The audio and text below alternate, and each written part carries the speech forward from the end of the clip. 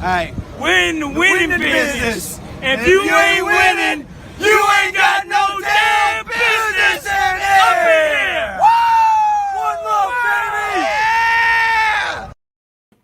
What's going on, y'all? It is Pizzle. Woo!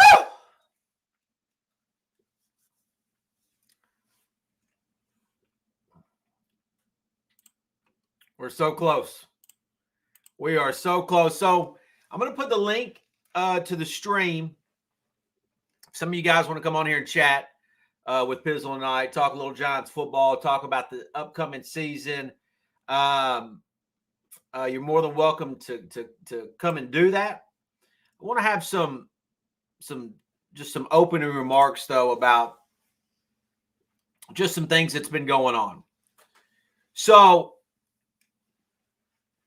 as a fan, I couldn't be more excited about this upcoming season, right? I mean, I am buzzing. Let me share the let me do this real fast before I'm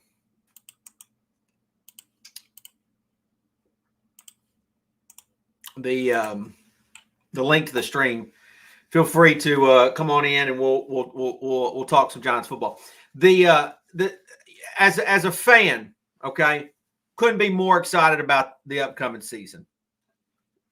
Even if the Giants, even if I wasn't optimistic about the Giants, and I didn't even think the Giants were capable of anything good, I would still be excited about the season. I love to watch Giants football. It's like watching your favorite TV show or your favorite movie again. It's something that I get excited for, and I'm always positive about, and I always feel good about it every single time. And there's a lot of, I think there's a lot of Giant fans that kind of feel the same way I do about this season, that, this could be a good season, right? And I think each one of us has our own definition of what is a good season, right? Some of you may say X amount of wins is a good season. Some of you may say playoffs, just get to the playoffs is a good season. Some of you may say we have to win a playoff game, and then some of you may be way extreme and you're like, we got to win a Super Bowl, and so whatever the definition is to you, that's up to you. So I want to say this real fast, and if you follow me on Twitter, you kind of heard me say what I'm about to say. But for those that don't have Twitter, or they don't really mess with Twitter, you may be hearing this for the first time. So I don't spend all day on Twitter, but I spend a lot of time on Twitter. I use Twitter for many different things, many different things. Not just Giants football, but Giants football is a part of reason why I use Twitter. I like to interact with other Giant fans. I like to see what other Giant fans are saying. I like to get information, right? It's a form of opening up a virtual newspaper to me, okay? And I like to read the news. I like to see what the hell's going on. So I follow several Giants content creators, Giant fans, Giants people that have a big presence on Twitter. And it just amazes me how so many, like when I was growing up and I was watching Giants football games on TV, I would sit back and I would just look at fans what the TV would show, and I would say, man, these New Yorkers, these guys, these people are fucking New York tough. Like, they're just tough individuals. Don't mess with these guys. They are bad to the bone. They were born bad. They're gonna stay bad.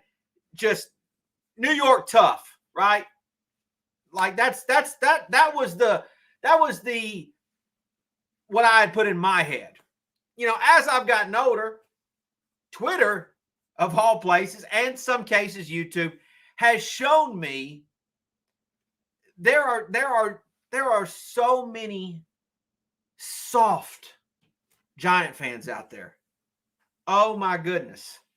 And there's so many and so many guys are already with the doom and fucking gloom of this upcoming season. They're already bitching and moaning about what's wrong or what they don't like, what they don't, this and that. And, oh, God, Nate Solder starting at right tackle, which, by the way, Pizzle made a video the day that Nate Solder signed with the Giants, or we brought Nate Solder back, and I said that this is a big fucking deal for the Giants, a big fucking deal. Now I'm getting hot.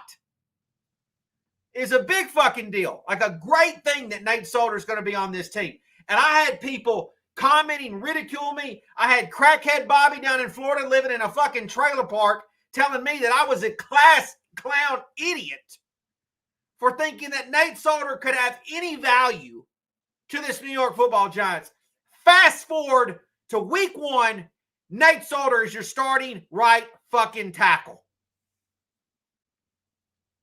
I'll be the first to tell you, sometimes I'm going to make some videos that are going to come off a little cringe here on YouTube. I'll be the first to tell you that I'm going to make some videos and I'm just going to be wrong. But damn it, I can tell you this. I know my New York fucking Football Giants. I know this team, and I know it like the back of my damn hand. And all these little geeks out here who come on YouTube because they can't get a fucking job down at the Dollar General ain't going to tell me that I don't know what the fuck I'm talking about. And here's the thing. I get it. I 100% get it. I'm on an island with Nate Solder.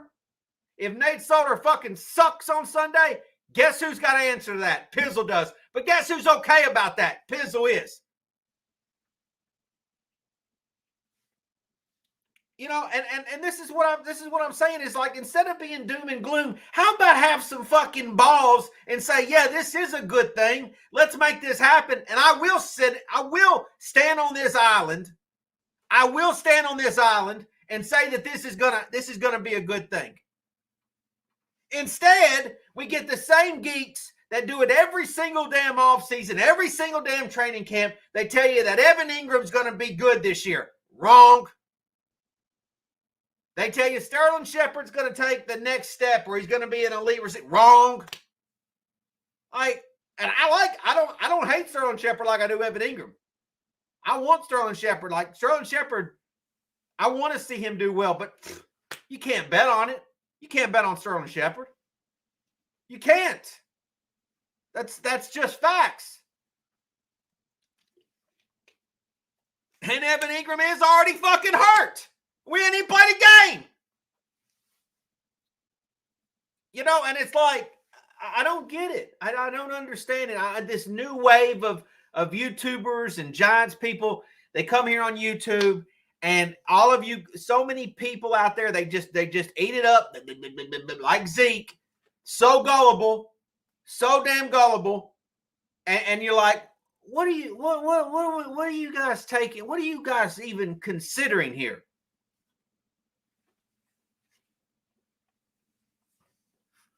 I don't get it. But Pizzle has been on this platform going on 15 fucking years. Can you believe it? 15 years. And we just been knocking home runs left and right. Knocking home runs left and right. I understand content is king, and if you want the numbers and you want the subs, you got to stay consistent with your content. Man, fuck all that. I want to give people quality fucking shit when I sign on. When I sign on, here's some quality stuff. I'm not going to just give you a microwave dinner. It's just crazy to me. Nuts. And then all these doomer and gloomers, right? All these doomer. I'm going to get to everybody I'm going to get to the people that want to chat. If you didn't see the link, feel free to click the link. Come join Pizzle tonight. All these doomer and gloomers, like, what is your end game? If the Giants do well, are you going to eat crow? Are you going to come out and give Dave Gettleman his props? You're going to give Jason Garrett his props? You're going to give Daniel Jones his props? What are you going to do? You're just going to sit around and hope shit goes bad so that you can go around and say, I told you so. We should have got rid of Dave 2 years ago. Like, what is the end game? What is the fucking end game? Why would you not want Nate Solder to be something good for us? And this is another thing what I don't understand. This is another thing I don't understand. Why was it so silly to think that Nate Solder would beat out Pert for the right tackle? Nate Solder is a 2-time Super Bowl winning offensive tackle. Pert's coming from one of the worst collegiate college football programs in the fucking country. He needs time to develop. So any of you that sat there and said there's no way that Nate Solder will be the starting and then you come at me and say, well, you're the class clown, you're just you're this and that. Like, no, you're an idiot. Like, I can't even say that. You said it yourself. I know he hadn't been great since he's worn a Giants jersey, but there's clearly excuses that can be made. You don't know how he's going to play in a Joe Judge style team. You don't know how he's going to play in a Jason Garrett style offense. You don't fucking know. So stop acting like you do. Geeks. All right. Pizzle's going to put on some headphones and do some chatting. All right, let's bring Robert on. Robert, what's up, man? Pizzle, what's up, brother? The king of the, social media. Say that. Yeah. So listen. Sorry, first of all, your Eagles are destined for a bad season. Hey, man, it's like this here, man. It is what it is, right? Right now, I'm hoping the Sixers can do something. I already seen the Eagles. Are you already thinking about basketball season? Well, I'm still depressed about Ben Simmons. We're not going to get into that.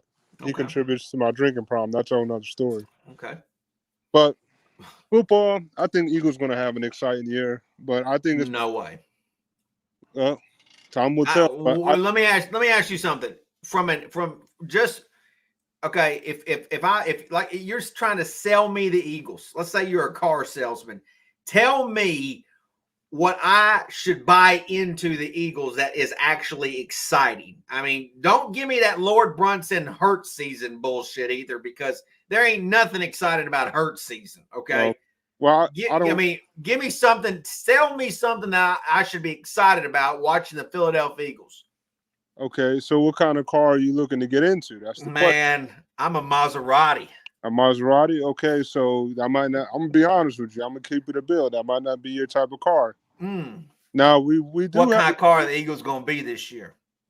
I think we have the capability to be, upper tier, maybe late 20s, early 30s. Get you a nice little couple of your own BMW, something like that.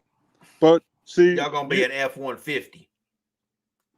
But you gotta understand something, Pizzle. I ain't got no problem with the Giants. I ain't got nothing but my thing is this. I got a problem with the Eagles, I'll tell you that. But go ahead. Hey, ain't nothing wrong with that. Well, I'm telling you, I still ain't over about what happened week 17 of last year. I ain't over that.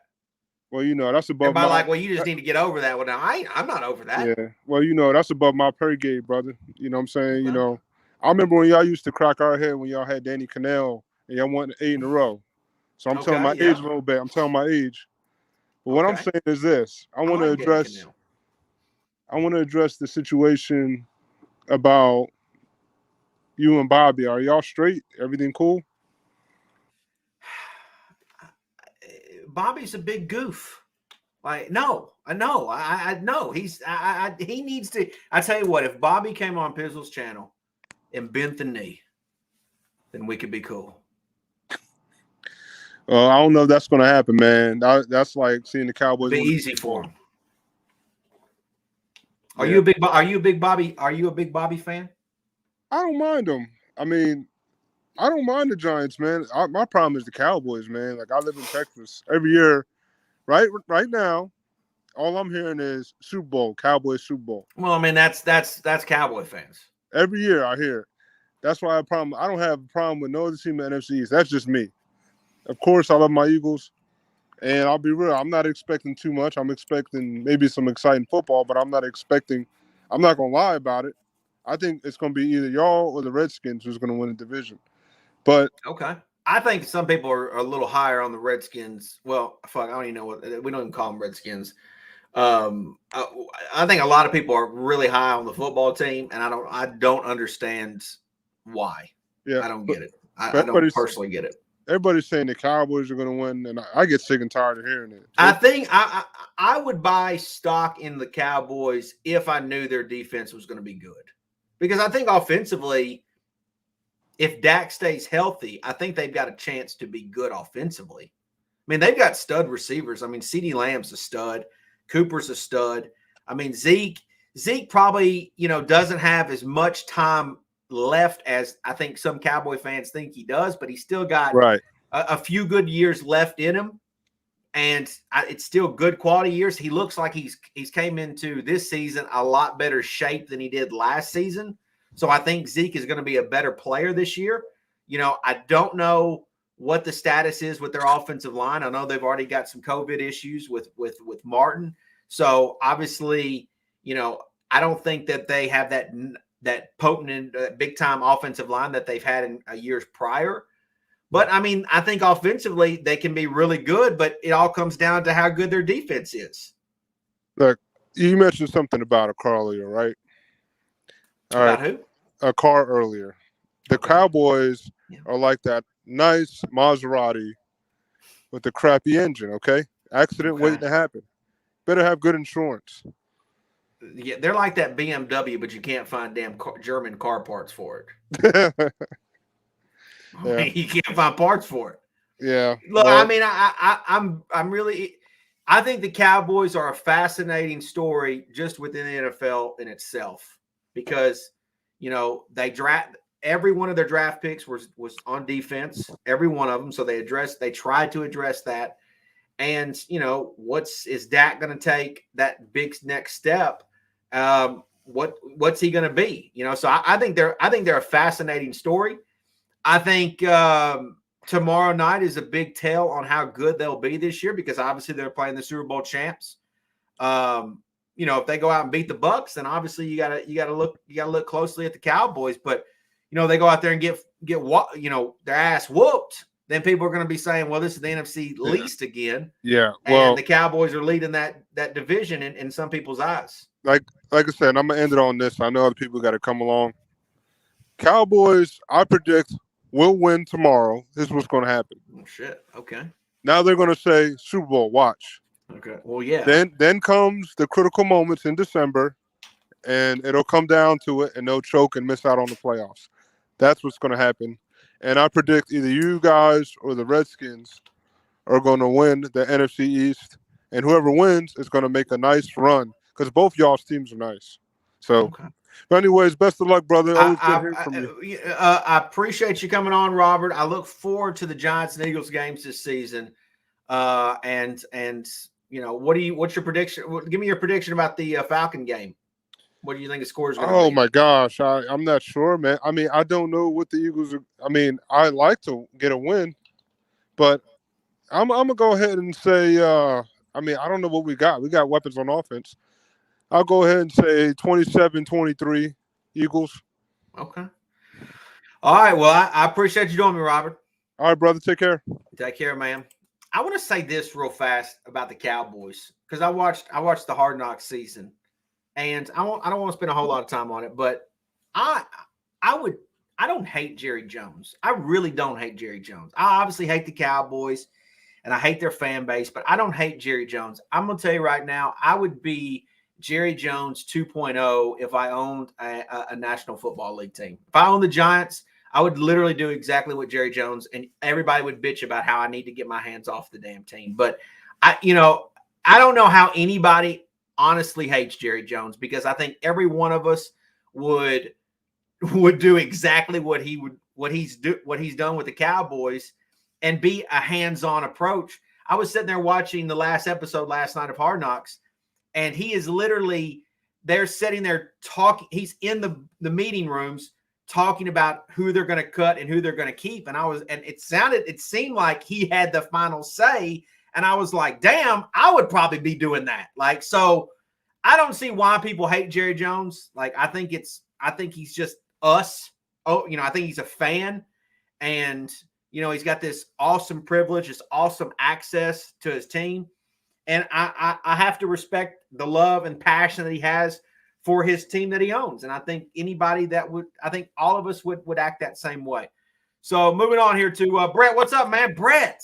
Pizzle. We You got remember the me? dark likes. Yeah, I remember you. Remember Don't me? you got Cry the Eagles Cry. Cry the Eagles what? Cry. Yeah. Okay. Yeah. Don't you have like the poster or something? Yeah, I do. Okay. What's up, man? So,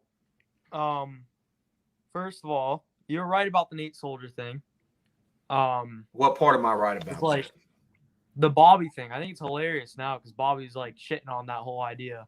Like, no, Soldier sucks. He's gonna no. I would. And here's the thing. I want to say this, and I know this sounds radical, but I'm going to say it again because I want people to remember this. I think that Nate Solder has every opportunity to be the Giants' comeback player of the year. And I know a lot of people would say, well, no, the Pizzle, like that would automatically probably go to Barkley if Barkley has a good season. But the real ones are going to know. If Barkley has great running lanes, Solder's going to be a part of that. That's reality. Barkley is not going to go out there by himself and just create things on his own. He's going to need help. And Nate Solder, in my opinion, is going to be part of that. And for anybody that dismissed that, was crazy to me. So, to me, like we look at last year, right? We had Cam Fleming and Matt Peart. I think Soldier's both better than both those guys right now. Say that again. Say that one more time. So we had Fleming and Peart switching out roles last year at right tackle. I think Soldier's better than both those guys right now. I think Peart could ascend better than him at some point. I want Andrew Thomas to be a first-round draft pick, top 5 draft pick. I want him to play at that level. To me, I'm a little bit, I'm nervous like anybody else. Like, was he the right pick? Is he good? For me, I think having a guy like Solder is a really good thing because it brings a veteran presence to these younger guys who need to figure out this game. When we lost Zeitler, we lost that veteran presence. So keeping Soldier in there, it's a good thing. And I don't think we're gonna have too much problem with Soldier on the right side. I think it'll be fine. I'm just leaning towards everybody's attention should be on Andrew Thomas and how he plays, because if he plays good, I think the whole line's gonna play good. If he plays bad, I think the whole line's gonna be bad. I agree with that, and not only that, but I think it's going to be easier for Nate Solder later in his career now to play right tackle. Yeah, I think it's just going to be easier for him. I think it's going to. I think Andrew Thomas, he's got to prove that he belongs as our franchise left tackle, and this is year 2. Other curveballs are going to get thrown at him. For me, I would be nervous if Peart was starting. I would be personally nervous because I think that he's raw. I still think he's raw. He obviously has some great size, and Dave Gettleman has done a great job drafting late or drafting well late in drafts. He's shown this, so I believe in him. Just because I want Solder just because I wanted Solder back and starting doesn't mean I don't believe in Peart. Like I still believe in him. In fact, I think it's a better option to have Peart as a swing tackle. In that, if Thomas gets hurt, if he goes down, okay, Peart, like this is your time to step up. Like go play left tackle. I think they might move if Andrew Thomas were to get hurt. I think they might move Soldier to the left and put Peart on the right. But I don't know. I think Solder is, in my opinion, I think Solder is right tackle and staying there, unless that Peart just can't do left tackle. That's my guess. I think that they've made that the deal, and Peart is, in my opinion, a swing tackle or a backup tackle. I think Peart is what people automatically assumed that Solder was going to be when they brought Solder back. Yeah, That's what I think. And I will say this: if I had a concern about this team, it is the Giants' offensive line. Yeah. I mean, absolutely, because I don't know for a fact. We don't really know for a fact until we go against really good defensive linemen. Look, the Broncos is a great matchup for us to go against to figure out what we've got. I mean, you got Bradley Chubb and Von Miller. Like, those dudes are studs. I like how you said, like, you're not taking those guys easily. I'm not either. No, I don't. Look, I don't think any Giants fan that thinks that that's going to be an easy win is crazy, in my opinion. I think it's a great matchup. I think that I'm glad that it's a team that is very similar to us, whereas they have to prove that they are playoff contenders, right? I think both. Go ahead. I do think that because we are in MetLife, I do have us with the edge against them because I'm not scared of Broncos offense. I'm not scared of Teddy at all. Like, I'm not really scared of that offense. I am scared of that defense. Well, the thing about Teddy in compared to, like, Drew Lock obviously has the big arm and the ability to make big splash plays, but Teddy's not going to make a whole lot of mistakes. He's not going to make silly mistakes that the Giants are going to be able to capitalize on that Drew Lock would have probably potentially made. They've got some studs. Like, I think Jerry Jeudy, this is a breakout season for him, a receiver for the Broncos. I think that they've got a defense that's really good. And if you listen to a lot of doomer and gloomers on Twitter, they will tell you that our offense is going to struggle or is going to be not, they hate Jason Garrett. They hate the offensive line. They hate Daniel Jones. They hate all this. Well, this Broncos defense is going to be pretty good. They're going to be obviously healthy and they're going to be good. So, they obviously got a number one draft pick in Surtain this year at corner. So, we'll probably have to go against him. And this is a good matchup to see what we've got. Honestly, I believe that because last year I thought that the matchup with the Steelers was way too tough, way too early. That was my personal opinion. Like, I just felt like that wasn't a game that the Giants could realistically win right out of the gates. Like, that's the Steelers are more prepared. They're more prepared. They're a more established team. They're a well-established playoff team. They've had, they've got a great coach in Tomlin. They had great veteran leadership and a good young core. The Broncos are very much like us, where they haven't found their footing just yet, but they've got promise. They've got potential. They've got, they could take the next step, but they've got to prove it. And to me, it's a great opportunity for the Giants and the Broncos to show that they can be taken for real this season. And like you said, I'm glad that that we get this game at home. Absolutely, I think that gives us somewhat of an advantage. And I definitely think it's going to be a low-scoring game. And I think it's going to be a close game. I really do. I do think the Giants can win, though. I don't think the Broncos are going to put up many points against us. I think they'll move the ball fine. No, I think defensively we're going to. I think defensively we're going to play well. For me, like the top of the peak for me for points in that game for the Broncos is 17. They're not going above that. I mean, we'll see. No I mean, no way. Because I think our defense is top 3. I think it's going to come down to which. I think it's going to come down to which team can just move the ball up and down the field and keep field position control. That's to me is the key to the game. I just hope I'm just really hoping Daniel Jones doesn't fuck something up again. Throw some stupid pass, Like, Brett, I need positive thoughts. We haven't played a game yet. I need positive thoughts. I know. I'm just saying.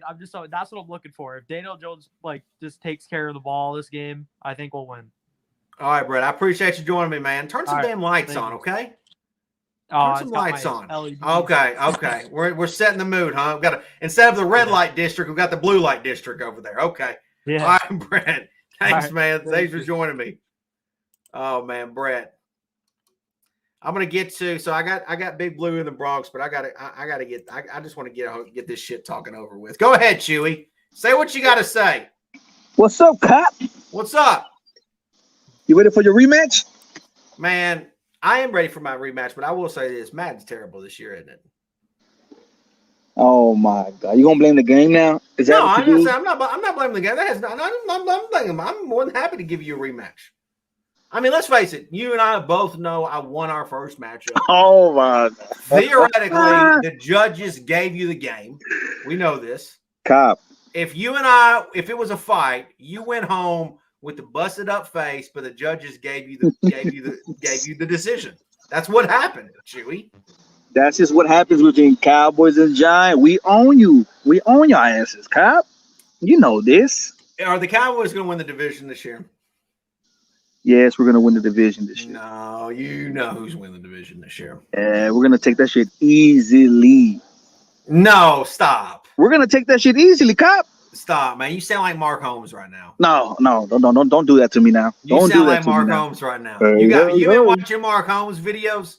Have you been in I don't his watch live his stream? fucking video. I don't watch that clown, man. I don't watch that clown. But hey, I'm just speaking off of facts. You know you're scared of us, Cobb. You know you are. Okay, but you have to be concerned about Dak being able to play a full season. The only reason I am not concerned, he's not injury prone. He had a freak accident. He had a freak injury. Well, what about the arm? I think the arm will be fine. I think he'll be fine. I think you'll see tomorrow night. He's gonna zip that shit. He's gonna slang that motherfucker all over the field. Okay. We got the weapons. I agree. I'm just concerned. The only concern I have, to be honest, is that defense. I'm excited to see what Parsons is gonna do. I don't like Michael Parsons. I don't like Michael Parsons. I know you don't like him. He's gonna be all up in Daniel Jones shit. And just for the record, there were Giant fans that wanted the Giants to draft Parsons, and I was anti-Parsons. I didn't want this. Has nothing to do with the fact that he's on the Cowboys. I just wasn't a big fan of Parsons coming out. That dude's gonna be special, man. I don't know, man. I think he's gonna be special, man. I really think he is. I like Vander Esch. Oh man, I mean, he's injury prone. I like Lawrence. Lawrence is good. I like Lawrence. I even like Diggs. Diggs will be fine. He'll be a Pro Bowler this year, I think. I think he'll make the Pro Bowl this year for sure. Okay, well let's chill on the Pro Bowl talk. I think we'll take this division, man. Honestly, man, don't take it easy. I'm not concerned about anybody in the division. Not even Washington. You should be worried about the Giants. I'm not worried about the Giants. Because y'all got Daniel Jones. The last time we played, who won? We didn't have our quarterback. Come on. If Dak plays that game, come on. You for sure think that if Dak plays that game, you win that game? I don't know. If we're 100%, if we're 100, you know what? Well, of course. You know what? If anybody's 100%. No. You know what, Cop? Only if Dak plays that game, even with our busted up ass line, we still win that fucking game. I don't know about that, man. Daniel Jones. No doubt about it. Andy Dalton played some goofy ass football that game. Who is scared of Daniel Jones? You're not even confident in Daniel Jones. No, I've got full confidence in Daniel Jones. I'm good with Daniel Jones. Absolutely. Nobody. Stop lying. Look, there's no question that Washington fans, Philly fans, and y'all don't stop respect lying to yourself. I'm not lying. I like You're Daniel. like Lord Bronson with hurt season. No, that's how you I'm sound. Not, no, you don't. That's how you sound. You don't hear me calling him Danny Dimes. You don't hear me dropping that. Okay, I'll give you that. But come on, man. You gotta be concerned. You gotta be concerned, man. I'm concerned. At what week? In what week are you gonna jump ship? Tell me that. I'll give him the whole season. I'll give him this season. He's got this season to. I'm gonna give you till week 10 when you make that video. Daniel Jones is not the answer. Well, I'm gonna say this. He's got to play the same shit that I say to you about Dak. Daniel's got to play the whole season. I'll give you that. Dak does have to play the whole season. I'd be cool if he had to miss one game. You know, obviously they're playing a game this season. So I think everybody's week 1 is exactly the level where we're at. Us facing Tampa, y'all facing Denver, Philly facing Atlanta. Wait a minute. So what you're saying the Cowboys are Super Bowl contending. That should be their matchup. I think so, man. I think we're gonna be that good this season. I'm not saying we're gonna win the whole fucking thing, and I'm not one of them motherfuckers. But I think we're gonna fuck some shit up tomorrow, man. Hey, look, it'll be the tomorrow night's game. I think is we're gonna score. I think we'll be able to score with them, no fucking doubt. I think tomorrow night's game is very interesting. I'm never a big guy that likes backing Super Bowl teams or the losing Super Bowl teams the following year. Like I feel like, you know, those extra games and those extra playoff games, I think they cause wear and tear. It causes inflation of the head. Players think they're better than what they really are, kind of thing. And so I definitely think Tampa could regress this year. Obviously, their division got a little bit weaker. They're not, Atlanta's rebuilding. Saints have got, who the hell knows. I think 10 wins that division. I think 10 wins wins I think the South. Carolina's going to be sneaky, but I mean, obviously Tampa's going to be probably still playoff bound, but we'll see. I mean, look, if the Cowboys beat the Bucks, I mean, that would be impressive. I just hate that there's no in between with us. If we beat the Bucks, the Cowboys, this and that, Super Bowl, the Super Bowl is going to get mentioned. And if we lose, the same old Cowboys, they're going to fucking suck all year. Like, there's no in between with us, bro. There's no in between. There's no, they played a good game. It's just, it's Tom Brady and the Bucks, Well, they lose. If we lose, they fucking suck. And if we win, they're going to Super Bowl. That's y'all's fault, though, Chewie. No, that's Jerry's fault. That's your boy. That's your boy Jerry's fault. You don't like Jerry? I don't like Jerry, man. I don't. I'm one of those fans. I think Jerry's cool as hell. He needs to go on and. Are you telling me Are you telling me you wouldn't be like Jerry Jones if you had the kind of access that he's got? If you own the team, after a while of not winning, okay, I'm gonna turn it on to the motherfuckers that know about this shit. Did you watch Hard Knocks? In and out. In and out. Let me tell you one of my favorite Jerry Jones moment from Hard Knocks this season. Okay? Let me know. When he got on, so he was in the helicopter, right? Yeah. And he's flying to the stadium, I think for one of the preseason games. And he tells the pilot, he says, "Hey, fly around the stadium one time." It's like deep down inside, he's like letting everybody know, "Hey, fucking King Jerry's in the house." You know what I'm saying? Like, hey, I'm circling. He's just the ultimate fan. Like, Jerry Jones has been playing for real life franchise mode for the past 25 fucking years, bro. You would be doing the same thing, though. I mean, but after losing so many times, I'd give it up. I'd be like, man, you know what? My way is not my way. It's not the way. Give it up. I don't think any of us would give it up. I don't know, man. He's been playing franchise mode in real life, and it's been costing us fans. But I mean, you could boycott his app. We're all gonna still buy the shit. We're all still gonna buy the jerseys. We're all gonna buy the the promos and the shirts and the hats. I'm leaving Dallas. I'm born and raised here. Well, look, Joe. I'm born into this, so I have no choice. This is enough damn Cowboys talk. I got to get on with it. All right, man. I'm looking forward to that rematch, though, bro. Let me know. You're gonna get a rematch. I had to get 1-0 for Spit, man. See you like that? Thanks for joining me. I can't stand Cowboy fans. Big Blue in the Bronx. What's up, man? The last guy sounded at the end, and obviously he was very optimistic about the Cowboys. We're going to be, hates Jerry. Tampa Bay.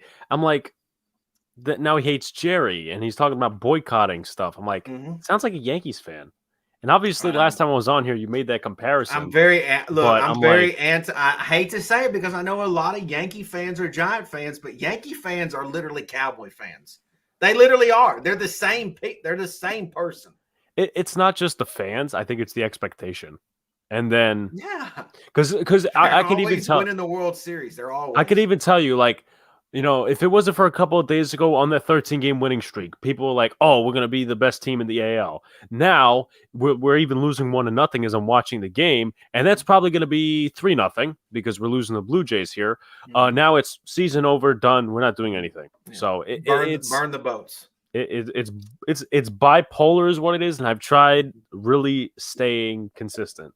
And that's what I have to say on the Yankees. I do like. He's had some inconsistent at-bats, but I do like your buddy. I just prefer my baseball fans to be Met fans. That's all. You know what I'm saying? Like, I like the Met fan base more than I do the Yankee fan base. What? Because there's not a lot of expectations? It's just they got a better environment thing going on over there. They just got a better thing going. I'm just saying. I just think that I like my little mighty Mets. That's it.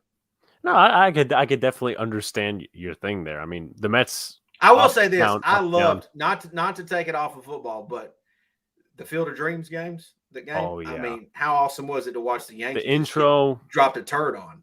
and then put in Zach Britton and the game's done. Like, Could have does been Yankee fans know like how awesome it is? Like how much everyone enjoys watching them fail. I And definitely it's not. think, I'm not rooting. No, I I don't root understand. against. But what I'm saying is like so many baseball fans love to watch the Yankees fail. Oh yeah. No, I definitely agree there. Is that a Griffey shirt you're wearing? Is this a what? Griffey? Yes, actually. Okay, I like Griffey. Okay, good Yeah. choice of clothing. Okay. Yeah. But Give me some football. well, real quickly, I just do want to finish this Okay. part off.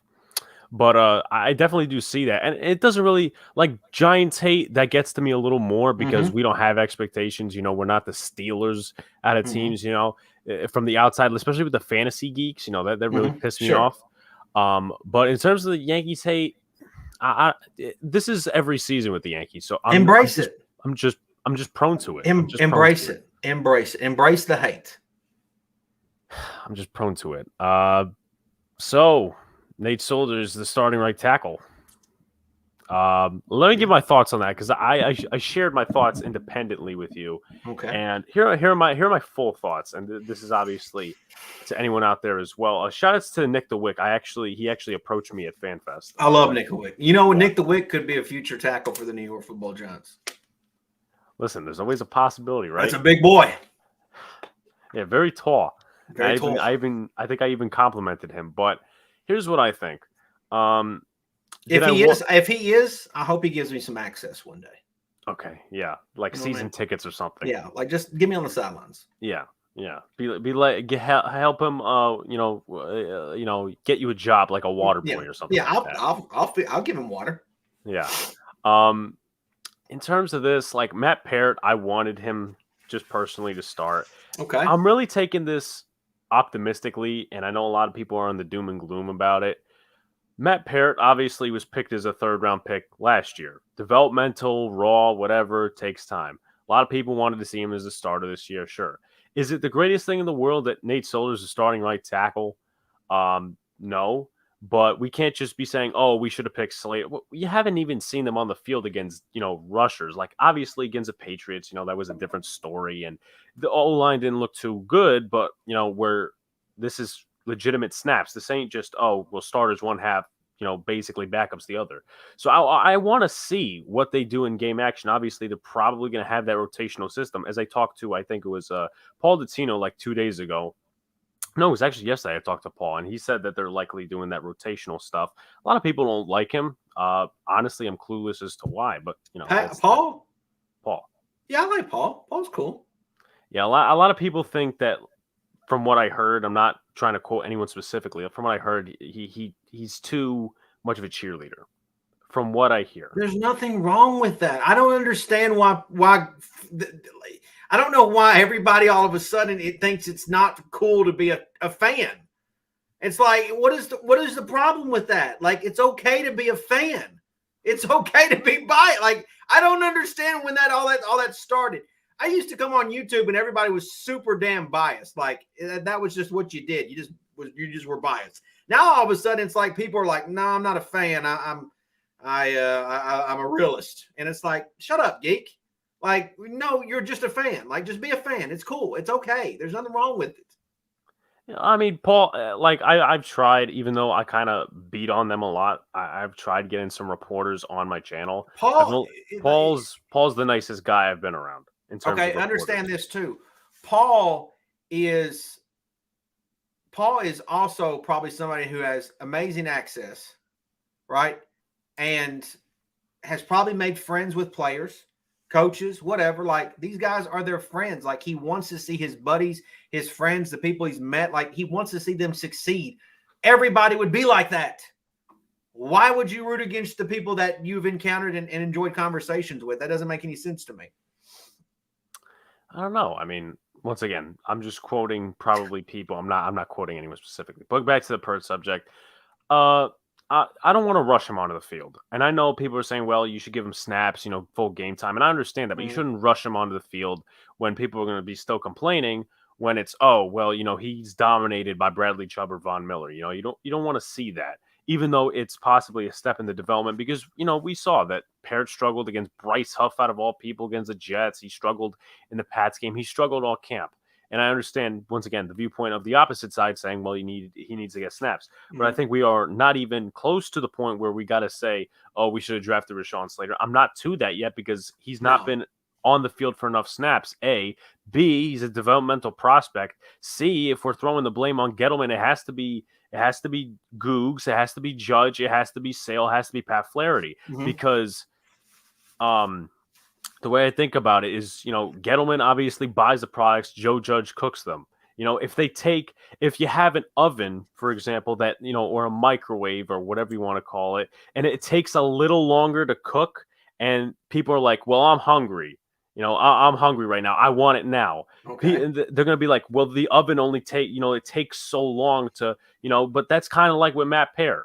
If it's taking him this long to develop and maybe they don't want to shove him onto the field right away, that might be the possibility. And we just have to stay patient. But I am looking forward to at least that he does get some real playing time and not the rotational system, just starting on the right side, second half of the season. Okay. That's an interesting take. I appreciate you coming on and give me that. Let me know what you think, Big Blue. And I think Pert's still going to have. I still think he's going to play on this team. It doesn't mean he's going to sit on the bench all year long. He still has value to this team. I don't know why there's so many doom and gloomers just because Solder gets the right tackle starting spot, but I think it's a good thing, and I think he can help our young tackles develop over the 2021 season. I really think it's a positive thing. Yeah, I mean, listen, it's Nate Solder, and I know a lot of people are down on the guy, as I was coming into this year and whatever. But, if it wasn't for Nate Solder, who would we have pulled out as the starting right tackle? We wouldn't. It would have been Jackson Barton or Chad Slade. I mean, who wants him? Yeah. So at least they got Solder now for the time being. And then, we go into the future, we'll see what's what. But I think we are judging way too early. And I know there's a lot of people probably in studio, but a lot of people are second guessing now the Brightwell pick because he's a special teamer and he's not Trey Smith, who's starting for the Chiefs on Sunday because of guard depth. Big Blue, I appreciate it. Thanks for joining me. You got a score prediction for Sunday? I'm going to go with 24-21. Ooh, take it to the bank. Thank you, Big Blue. Peace. All right, I'm going to get to a guest here, and then I'm going to bring a combination of guys on for what I think will be very entertaining. But let's get to Joshua up next. Joshua, you got me, man. Hey, how's it going? I saw some. Was you throwing up? Was you? I got you. Was you throwing up some liquor in the damn camera? What you got? Oh yeah, it's cognac. Okay. Sipping on that. So what's up, man? Cheers. How you doing, man? I'm doing good. How are you? First of all, I'm about to be doing better here in a minute. First off, I just want to say, all these people that's freaking out and everything. I mean, we have, or I ain't gonna say we because I ain't really tripping out like that, but the Giants have treated us like that girl back in school that you just crushed over and you always admired, but she never let you fucking hit. Like the last 10 years, we have been courting, and I ain't even smelt it yet. You know what I'm saying? Mm-hmm. It's really frustrating, but I do like the Nate Solder is starting. You hungry, Josh? You hungry, Josh? Was what you're saying? Yes, I'm tired of. I live in, like we talked about this last time. I live in Texas, man. All my friends are Cowboys fans. I'm fighting every day at work. I'm fighting. Mm-hmm. When I go over to my buddy's house, fighting. When I go to the bar, I'm literally fighting and fighting. Mm-hmm. but I'm just, Nate Solder's a good pick. They're good to start there. I wasn't happy with Parrott. I didn't think he was ready yet. I think this will put a lot of pressure on him and be able to just sit back and kind of, not get shell shocked over going up against, Bradley Chubb and Von Miller. Well, look, I mean, your Cowboy friends, like they really ain't got no room to talk to you because the last time that we played the Cowboys, they took the L. They took the L. I mean, I say Saquon wasn't there, but they don't, they're Cowboys fans. They think they're going to win the fucking Super Bowl every year. So every year. Not really talking to logical. Cowboy fans are so harmless. They're so harmless. They really are. Yeah. They say the same shit every damn year. I mean, you know, honestly, they're like the mission. They're like the missionary position. They just so damn basic. I mean, that's just facts. They don't even. They just the same damn position. Move the hip. Yeah, they got nothing exotic about it. They're just the same damn position. But I do think the Broncos is a good matchup for us. It's going to be a good test for us. You know, with like I said, with their defense, it's going to be a test for Daniel and our offensive linemen. You know, to hold up and to be. I think if we win this and we do well, we perform well. It's going to be a low-scoring game. A lot of defense, a lot of running. I think it'll fit good with Jerry Jones, or not Jerry Jones. Good job. Y'all been talking about Jerry Jones all this damn time. Jason Garrett's dinky dunk plays. I think that's going to be cool. We just got to get in the fucking end zone. So let me ask you this, Joshua, just because I'm curious. What would you consider the Giants? What would you consider them to be a successful season? Like what record wise, or is it? Do they need to make it to the playoffs?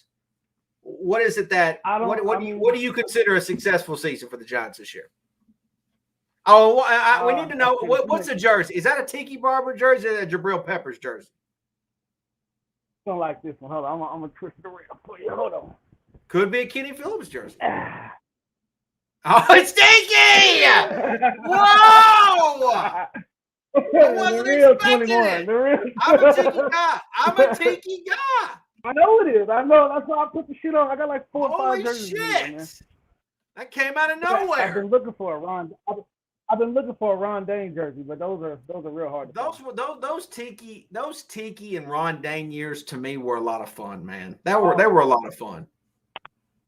I don't know why. I know that wasn't the most successful 1-2 punch, but it was for me. It was fun. I don't know. I had a lot of fun with those two. It was fun. Like they were so different, and I don't know why. I just thoroughly enjoyed it. Thunder and Lightning. You're right. Absolutely, Thunder and Lightning. Well, Joshua, I appreciate you joining me, man. Enjoy your drinks. Hey, let's get it. Hopefully that line holds up. Let's get a dub on Sunday. We don't get a dub, man. So I can talk all that shit in these fucking Cowboy little bitches in my fucking life. All right, Joshua, take care, man. Hit me with the Tiki Barber jersey, man. I don't know why I really like that. All right, I'm going to get to real fast. I'm going to get to Joe. Joe's rocking the Top Gun gear tonight. I really appreciate that. Joe, you're muted. You're muted, Joe. Hold on. Wait a minute. You're muted, Joe. Can you hear me? There you go. What's up, Joe? What's up, Biz? How you doing, brother? I'm spoken to you in a while, baby. Man, you looking good, Joe. How you doing? I'm fucking feeling great, baby. I was just out. I was going to call you. I was just out of Chattanooga looking at that gym, man. We're going to open up a spot in like 6 months. Have you already opened it? We found the location. We're going to start it up soon, bro. We start construction soon. I was going to let you know, but shit's been going on in life. It's been crazy. That's cool, man. Let me know, man. That's awesome. That, bro. So let me say, we're both on the Gettleman train. Always been. How fucking smart now? Bobby Irrelevant. How smart was the Nate Solder fucking signing now? Mikey Too Nicey. How smart was the Nate Solder fucking signing now? Mikey Too Nicey. Right? I mean, right? Everyone talks shit about the guy. You got a great line like cheap price, and he's our starting fucking right tackle. Thank God we got him. I mean, there's nothing wrong with being optimistic and positive and hoping things that work out instead of being doomers and gloomers. Well, that's what bro. These guys are giant haters, bro. It's like absolutely. It would all look. Anything in life, whether you're employing somebody or whatever, it would always be nicer to have the younger person, right? To get more years out of more value. I get that. I totally understand that. Like, guys got wear and tear, but I still think Nate Solder's got something left. I still think he does. I think absolutely does. And then, on top of it, he was going through a lot of shit his the previous year that he played, that he didn't have a very good season. He's going through a lot of shit. It was obviously public knowledge. And it's like everyone acts like these guys at the end of the day are perfect human beings. And like, they're just like us. They just play the game of football. I mean, like it's crazy to me. Like, I understand they've got to perform. Absolutely. They got to perform. Absolutely. But I don't think Nate Solder doesn't deserve another opportunity. I feel like he does. You know, he set out last year, COVID concerns, everything like that. Completely understand. I thought it was a big loss when he decided to step down, but I understood it, and I'm glad that he's back. Me too. I think he's going to be an important part to this team in the 2021 year, assuming he stays healthy. Piz, we got him back for a league minimum, a little bit above. What the fuck's wrong with that? What did we pay for him? Nothing. What the fuck's wrong with it? No, nothing's wrong with it. But, everyone wants to say this shit. But I don't know who you had on, the Cowboy fan. I have a question for that guy. I don't know who his name is. Okay. Who the fuck is covering anybody? Who the fuck you have? The high school fucking team has better cornerbacks than the Dallas Cowboys. Who are you covering? Hey, look, but here's the thing, Joe. Here's the thing about Cowboy fans. I can't. I enjoy watching Cowboy fans. Mark Holmes is a prime example. I love watching them just build themselves up, right?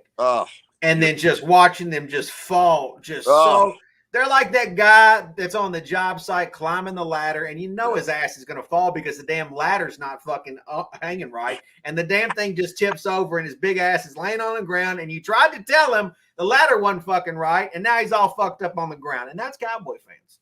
Bro, I'll tell you what, man. Everyone talks about Kadarius as this X factor in this game. Bro, I have a different take, man. Thank fucking God Kyle Rudolph is healthy to help block. Yeah, I'm telling you, bro, because he's an old school tight end. The fact that he's healthy to play this game, which that is the type of tight end the Giants have had success with. Even history has shown that. Like, we've never needed a flashy tight end. Never have. Jeremy Shockey was flashy, but we didn't win a Super Bowl with Jeremy Shockey. Jake Ballard came in and did even better. Kevin Boss. Oh, I love Navarro. Howard Cross even had good years, and he wasn't flashy. So it's like the Giants don't have to have this flashy Evan Ingram bullshit. Give me Kyle Randolph. Give me a guy that can just make some catches to bail Danny out when he needs to be bailed out. That's all I need. Yeah. No. The one thing I want to talk to you about, because we've been on the same page with this forever. I was really surprised about the backloading of Sterling Shepard's contract now. I think they're going to. I think we drafted Kadarius Toney to replace Sterling Shepard, and now we backloaded that contract. What do you think about that? I want to talk to you about that.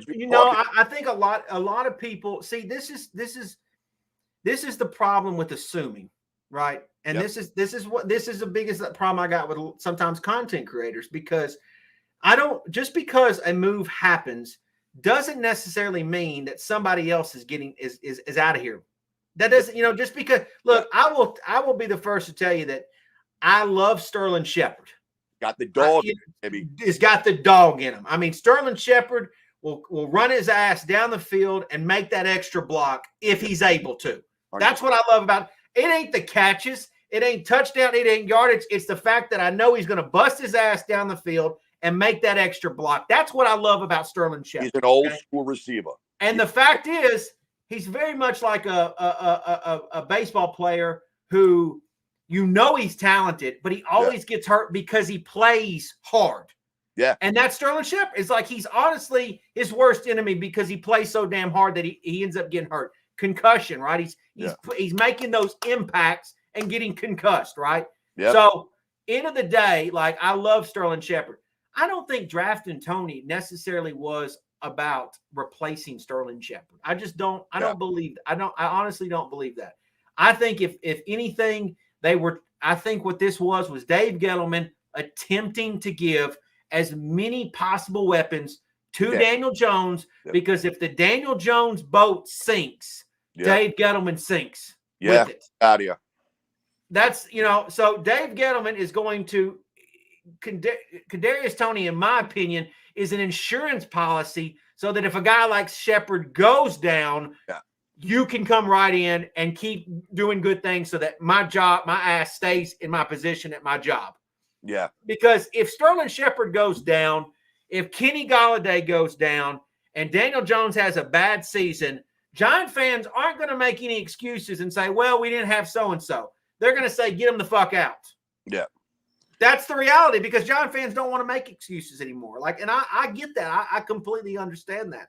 So I think if anything, You know, Dave did a great thing by getting a first-round draft pick. We have That's a high bonus. first-round pick from the potentially high if the Bears are bad. And Kadarius Toney's an insurance policy, and he can bring special teams. Like, that's another thing, is he can bring a special teams factor. There's a lot of people that compare him to Percy Harvin, and I've heard those comparisons. I don't know if he can be as good as Percy Harvin, because Percy Harvin at his best was really damn good. But if he can be anything like Percy Harvin, that'd be great. It'd be awesome. You know what, though? I'll tell you what, man. I think Danny's going to make a turn this year, bro. I feel it. I think he's going to have a good year. And again, you know what? Just enough with the fucking negativity. Give the fucking kid a chance. Like, you're talking like the season's already over. Hey, that's what I talked about at the start of the stream. Is it just seems like everyone already has a foregone conclusion of what's going to happen just because of practices, because of preseason games, and we're live on Sunday. Like, that's the real book. And so for me, I'm just starting on chapter 1. Like, I don't, you guys, if you guys are already on chapter 5 or whatever, that's y'all's fucking problem. But I'm starting from the scratch and going to be optimistic and hope that this team does great things. I am. Biz, when are you coming down? You know what games you're coming down to yet for this year? Where do you want me? Come on, baby. I'm waiting for you. We got a friggin' what's the guy from Philly? Johnny Double Shake? What's his name? I honestly think that I'm going to try to come to one of the December games. Let me know when you're coming down. I think I'm going to try one of the December games. I want to wait later in the year. I always like going to New Jersey late in December when it's fucking freezing. It's football. I like that. Yeah, me too. I like bundling all the fuck up and just putting on layers. And Pizzle's just out there freezing his ass off. Get that weather in Tennessee, baby. No, I don't get that shit. I like that shit. One of the last games I went to was Giants and Cowboys, and it was fucking snowing. I said, man, this is fucking good shit. Yeah, like, man. I liked it. That's what I like. I embrace the fucking suck of the weather. That's all I'm about. So, listen, Joe, man, I appreciate you joining me, man. When you're coming down, let me know, baby. All right, you have a great night. Hey, you got some muscles, Joe. Of course I want to be around. I just won New Jersey State Championship, baby. I'm going pro. That's what I'm saying. Listen, Joe's got your back. Just get your wrist. I will deal with Donnie too. Who's the guy from Philly? Johnny Steak and Shake. Who's that guy? Is that his name? Joey Shakes? Yeah, what Johnny Steak and Shake? Is that his fucking name? Who gives a shit what his name is, Joe? No, the guy I love it. You're from Jersey, but you root for fucking Philly. Just come down to the game. I'll be next year. Make sure. Thanks, Joe. I appreciate you, buddy. I love Joe, man. Rocking the Top Gun shirt. Okay, so I'm gonna do a combination of things. Hopefully everyone's here. I'm gonna bring Birdman on. I'm gonna bring Joe Got Locks on, and I'm gonna bring on Meet the Mets. Boom! All right, Birdman, are you there? Yes, finally. Okay. What's going on? Hey, get in line, Birdman, okay? Pizzle's a hot prospect around here. What's up, Meet the Mets? Love my boy, Meet the Mets. Hey, how about me giving some Mets love earlier? Wait a minute. I love that. But am I seeing this right? This kid, Joe, I thought he was an Eagles fan. Okay, we're going to get to this. Is why I brought Joe Got Locks on, because I need, first of all, Joe Got Locks. Are we a fucking Eagles fan or are we a Colts fan? Well, I mean, figure it the fuck out. What are we doing? This season's in What are we, Joe? Fuck, I don't even know. Well, that's typical Birdman. Birdman, how do you feel about Joe Got Locks leaving the Eagles nest to go to the horseshoe that is the Colts? He's in the stable. What the? How do you feel about that, Birdman? This is I am showing you a proud member of the Bird gang, and I just want to know what your thoughts about it is. I guess he's smelling that fairy godmother Wentz farts. I don't know, why would you even go over there to the Colts over there? Because Carson Wentz is an MVP. Yeah, sure. That's like saying Daniel Jones is going to do something this year. It's the same okay. Yes, Daniel Jones is. He's not a Super Bowl MVP though. Listen. That ain't his ring. Yeah. He wears the another winner man's of ring, the Joe. NFC East right. is going to be 9-8. Joe, I just need to know: are you an Eagles fan or are you a Colts fan?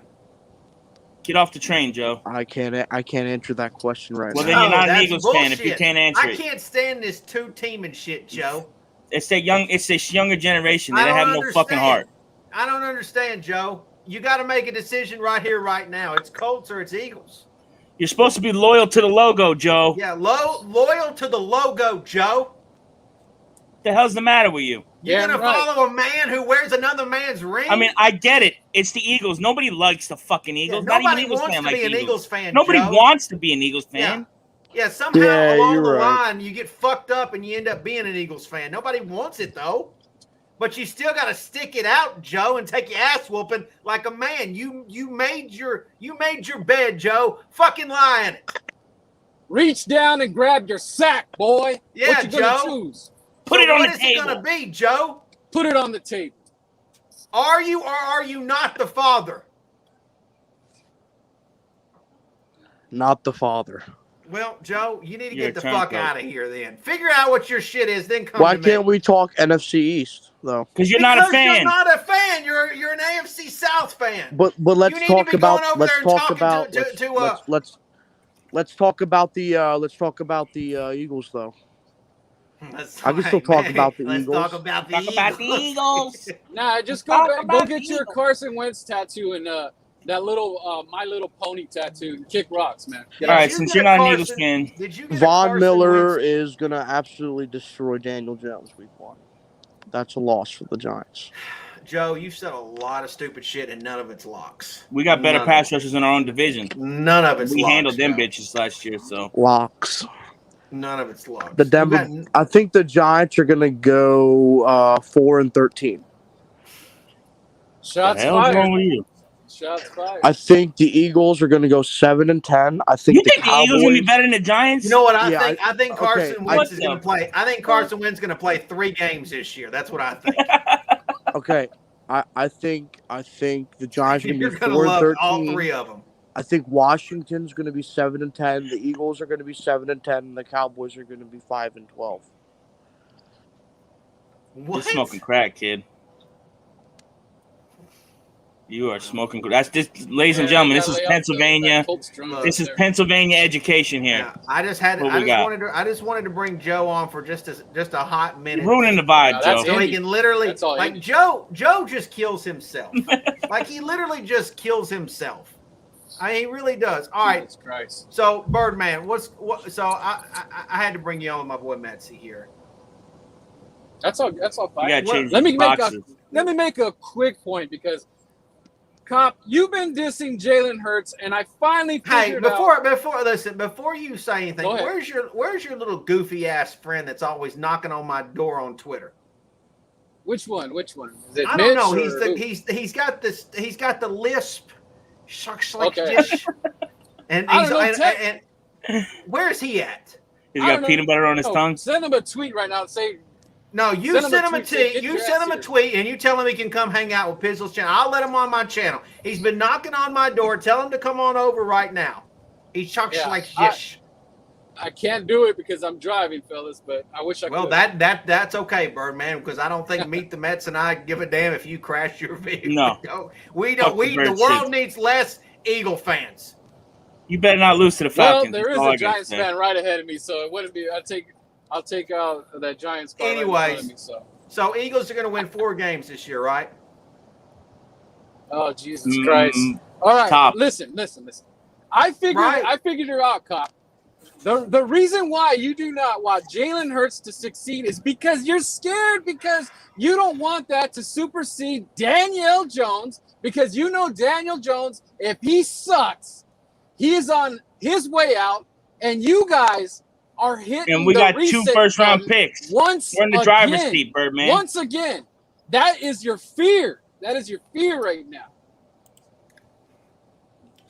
I don't have any fear of the Eagles. Tell me I'm wrong. You're living your fears. You're living your fears right now. What did you give up to get Carson Wentz? And you fucking let him walk. What? You are like Eagle fans. Like, what did I get? What? This is what's crazy about Eagle fans is you guys won a Super Bowl, right?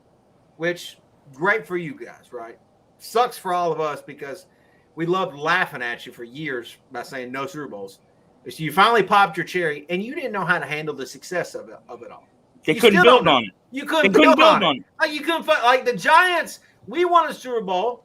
We got went 2 out of the deal. Hold on. We went out and beat an undefeated Patriots team, and we didn't just blow our wad and say that's it. fuck it. I got no more minutes left. No, we went out and we did it again. Like that's what real franchises do. Since you guys have won the Super Bowl, you guys have shit the bed left and right. You didn't even maintain the coach. You didn't even maintain the quarterback. And then you're on week 17 on national football team, literally bending the knee to the basement dwelling team that is the Washington. Who gives a shit what their name is? Like it's one of the saddest excuses of a franchise in all professional sports. Well, here's what I'll tell you wrong.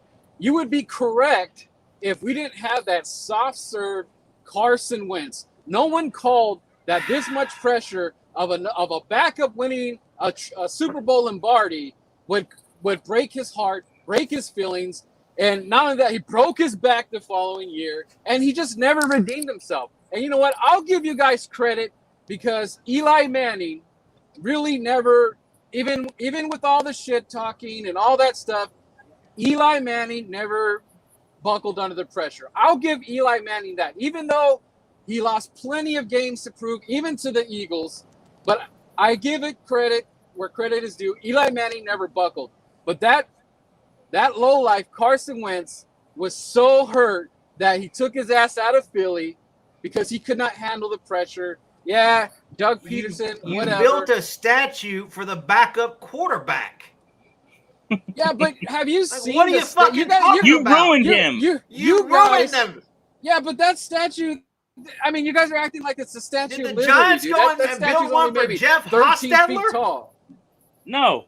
You built Philly, and fucking Carson Wentz, when he pulls into the stadium every Sunday, he's got to look at his backup. Yeah, his backup flirting with the coach saying, Philly, you want to do Philly?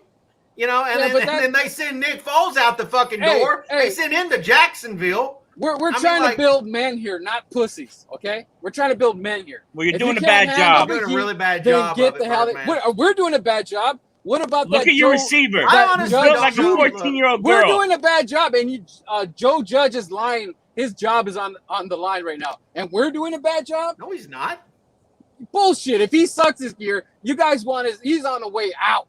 No. Why do you think so many people retire during training camp? We're building men over here. Yeah, we're building real men. We're separating the men from the literally pussies. The thing that you're talking about, we're doing. And you guys been sucking for what, 4 or 5 years now? Yeah, well, the suck's over. But the suck is over. Well, look, but you cannot determined. legitimately say, as an Eagles fan, that the Giants and Eagles are going in the same direction. There's no fucking way, because we're going. We got the better quarterback. We got the better quarterback. We got the better quarterback. There's no way. How do you figure?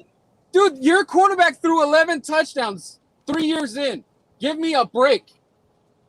2 years in, dummy. Give me a break, guys. Come on. And your quarterback was on pace to lead the league in interceptions if he played every game. Let's keep it a buck. I thoroughly enjoy talking to Eagle fans, and here's why: because they literally dig a hole and then put shit in it, and then they jump in it, and then it's just like, yep, we're in shit. Look at this hole we dug. Oh, this shit's nice. This shit's nice. Like, look at this awesome hole we got in here, and look, we can play in our own shit. And it's just like, no, like at the end of the day, you're in a shit box hole. What are you talking about? Like, I don't get it. You've been playing in your own shit for 4 years, and you're depending on Saquon Barkley. No, I would not. If Barkley doesn't show up this year, you guys are cooked. I would not say that. You guys are cooked. If Saquon Barkley going down last year was a bigger problem than this year. Saquon, I don't want Saquon to go down, but if Saquon goes down week 2 this year, we've got more weapons. We got more weapons than we did a year ago. We didn't have Kenny Galladay. We didn't have Tony last year. You guys will be getting a number 1 draft pick, and there's no quarterbacks. What are you going to do? We got 2 number 1 draft picks. What do you mean? We got 2 number 1s. So if we did need a quarterback, did you mean the number 1 overall pick? I mean, you got to use your words. Yeah. Yeah. Because you're going to be picking top 5. I can't believe that you actually legitimately really, like, you've been watching a shit ton of Lord Brunson videos is what you've been watching. You have infected your brain is what you've done with Lord Brunson. That makes no sense because you're watching Daniel Jones and you've seen nothing. You know it. Oh, no, I've seen flat. You're shaking your boots. No, what are you talking about? Shaking in your boots, Cop. Like, he's literally He literally should have swept the Eagles a year ago. Shoulda, coulda, Technically, woulda, he but did. didn't. Technically, he did. We'll sweep it this year. Write that down for me. And you guys know Boston Scott's on the team, right? Oh my God! Yeah, Who the fuck? He won't even see the field. You know what's funny is he's the one that razzle dazzle. You guys can't do shit when Boston Scott's on the field, so you guys are shit out of luck. Eagle fans had every right to say that they owned an Eli Manning QB team because y'all had success against Eli Manning. Absolutely, can't knock that. I mean, you guys did. I mean, he still has more rings than the entire franchise. I mean, he still has his own. He's got you guys fucking by double. Eli heavy hands. Yeah, double. You guys 30 minutes, we're 60. And he's the only quarterback in the Super Bowl to throw with his eyes closed too. Don't forget about that. He's also not stupid enough to go over to the coach and say, "You want to do Philly?" He also didn't puke on the field when it was crunch time, like exactly like McNabb did. That's another thing. It's like McNabb. Yeah, and he's not like one of your receivers shooting himself in the leg. Right? Yeah, keep going.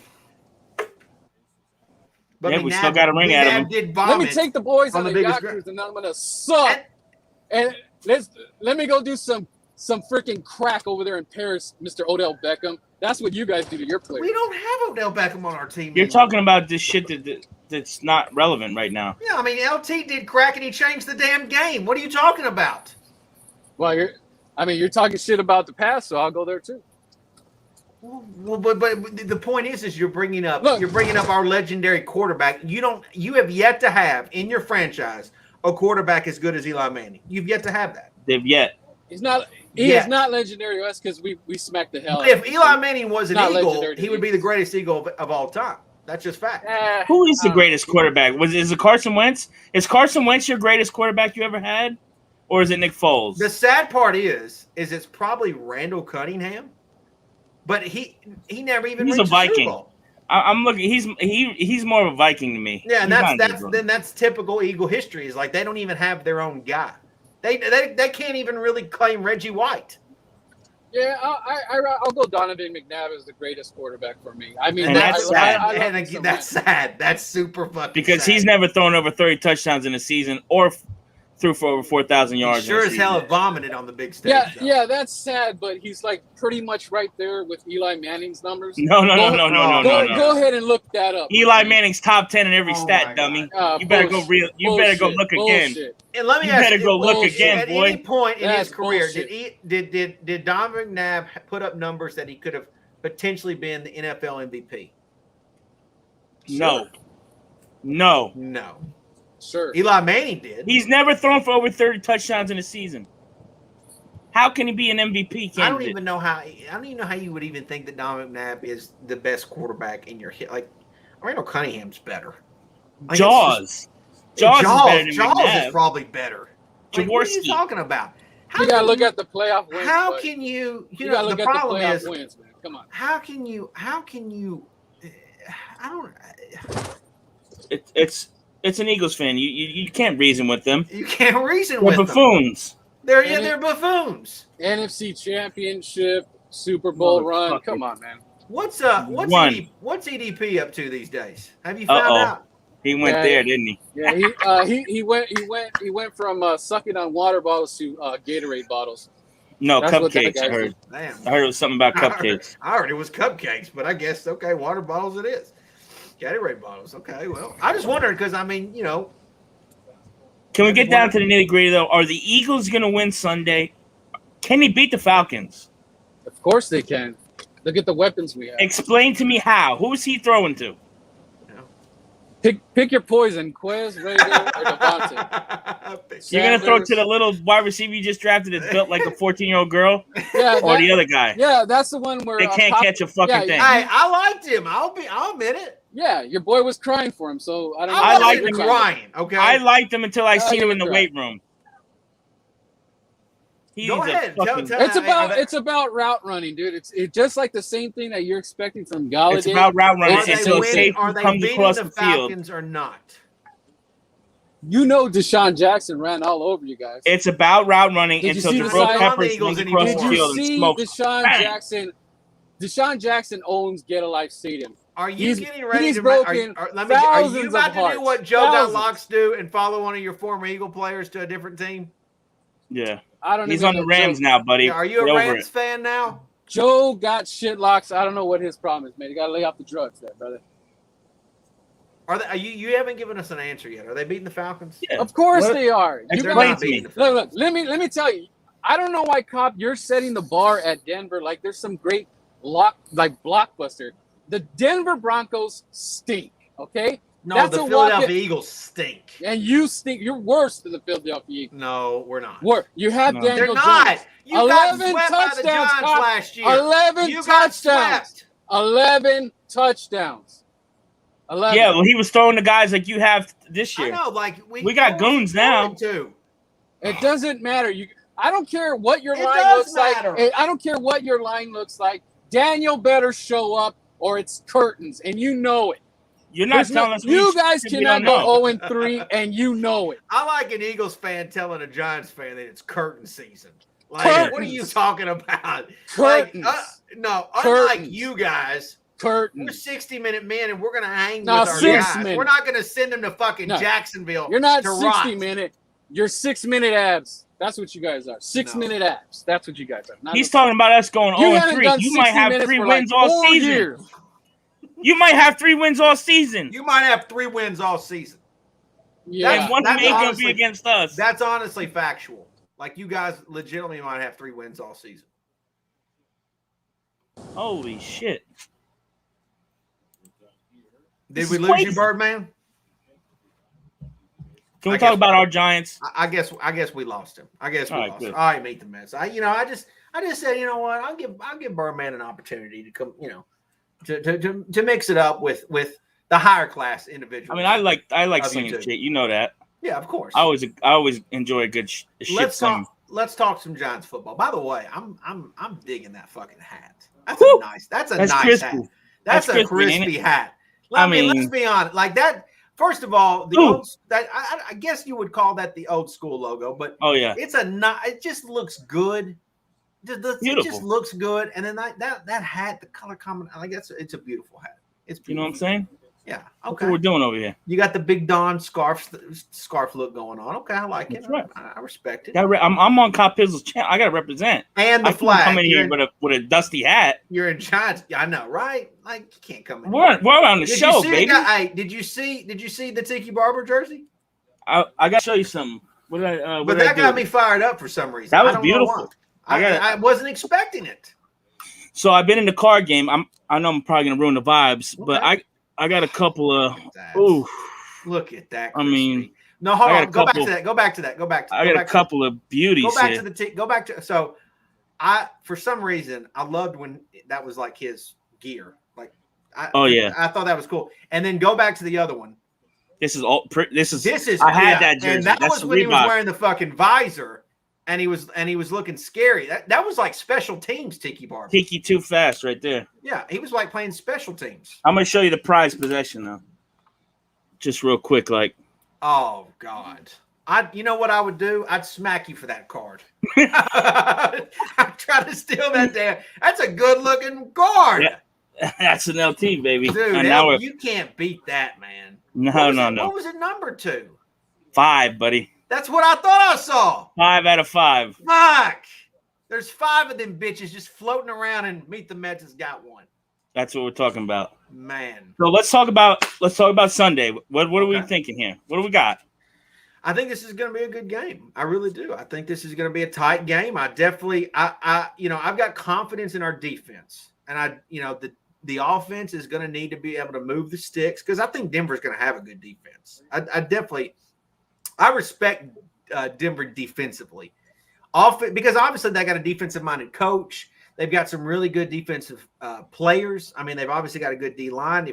Von Miller at one point was the man coming off the edge. He had like one really awesome year. I know he's been a little bit banged up, and Bradley Chubb, he's good as well. But, the Giants, I think the Giants defense will represent. I just do. I feel like they're going to do their part. It's going to come down to, can the offense do their part? And I like the fact that we're at home. That's good, right? I would rather – it just seems like every time we go to Denver, we never play good. Although that last time we played 2017. We weren't supposed to win, and we just 23-10. Yeah, we went out there. It's like a crazy good game for them. It was like, holy shit, we won a game. Yeah, we won a game. Like, I don't know if that was like on Sunday night or Monday night football. It was one of the night games. I think it was a Sunday night game. Sunday night, like it wasn't expecting it, and then the Giants just went out there and rolled. But Orleans Darkwa went crazy. Yes. Nashville product, Orleans Darkwa. Man, I'm I don't want to say I'm nervous. I'm optimistic. I think it's going to be a really good game. And I honestly think that we won't, if we get the win, we won't get credit from the masses. Like, we're not going to get credit from Eagle fans or Cowboy fans. But I honestly legitimately think that if we beat Denver, then it's a good win. Like, it's a good fucking win. Like, it's a win that we can say that's one to be proud of. Because I don't know how many, like, if you think about it, like the last several years or last few years, how many wins have the Giants had that you're really proud of? Like, I can just off the top of my head, like Daniel's first win against Tampa Bay. It's pretty fucking excited about that. Seahawks last year. Bittersweet because of Eli, right? The defense with the Seahawks win last year. The Seahawks win was probably the biggest one recently. Although I love the Cowboy win at the end of the year. Like, that was big because that had a little bit of a playoff vibe to it. Like, hey, win this game. And then if the Eagles do their part, which fuck them, like that's a big win. So, like, the Giants had a couple games, although their record wasn't great, they had a couple games that was meaningful wins. And so for me, I look at this Denver game, and maybe it's because the records are 0-0, but it just feels meaningful to me. Like, it can mean something if we can get a win.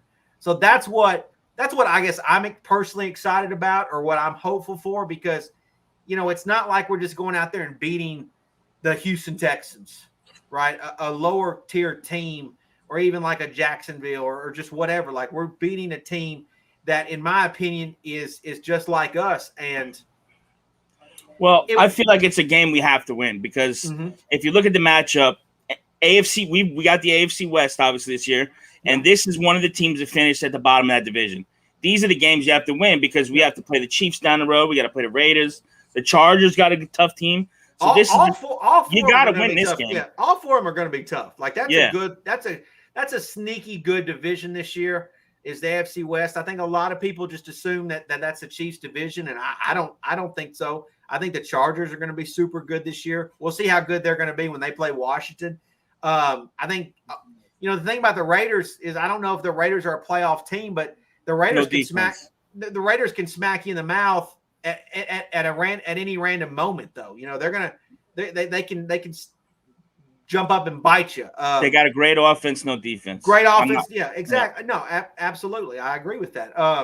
But offensively, they're really good. I mean, they're very good. Really, really, very, very good. They were top 10, I believe, last year. But same thing with Denver. Like, I think Denver's got a lot of good things going, and I personally, I think it's smart that they're actually starting Bridgewater. Like, because Drew Lock is somebody that, what it tells me, this is what it kind of told me from the outside looking in, is they view their team as a team that can win games as long as nobody fucks up. And Drew Lock, being a young guy who's going to take those daring risks, is going to potentially fuck up. And they wanted a game manager type quarterback. And that's what Teddy Bridgewater can give you, a guy that's not going to make silly mistakes. And for me, if the Giants can get to Bridgewater, can rattle him a little bit, then that's going to be an opportunity for the Giants to succeed. And hopefully our offense, I'm excited, obviously, about to see Barkley again, but I think we have to limit our expectations the first month of the season with Barkley. We got to stop the run. That's the absolutely. I mean, but we got to shut that shit down. I'm saying, like, I don't know how many carries Barkley's going to get in these games. I wouldn't even play him. I mean, Devontae Booker. I mean, I don't disagree with that. And if he's good enough to play him. But if you're potentially risking something, I don't want to. There's no need.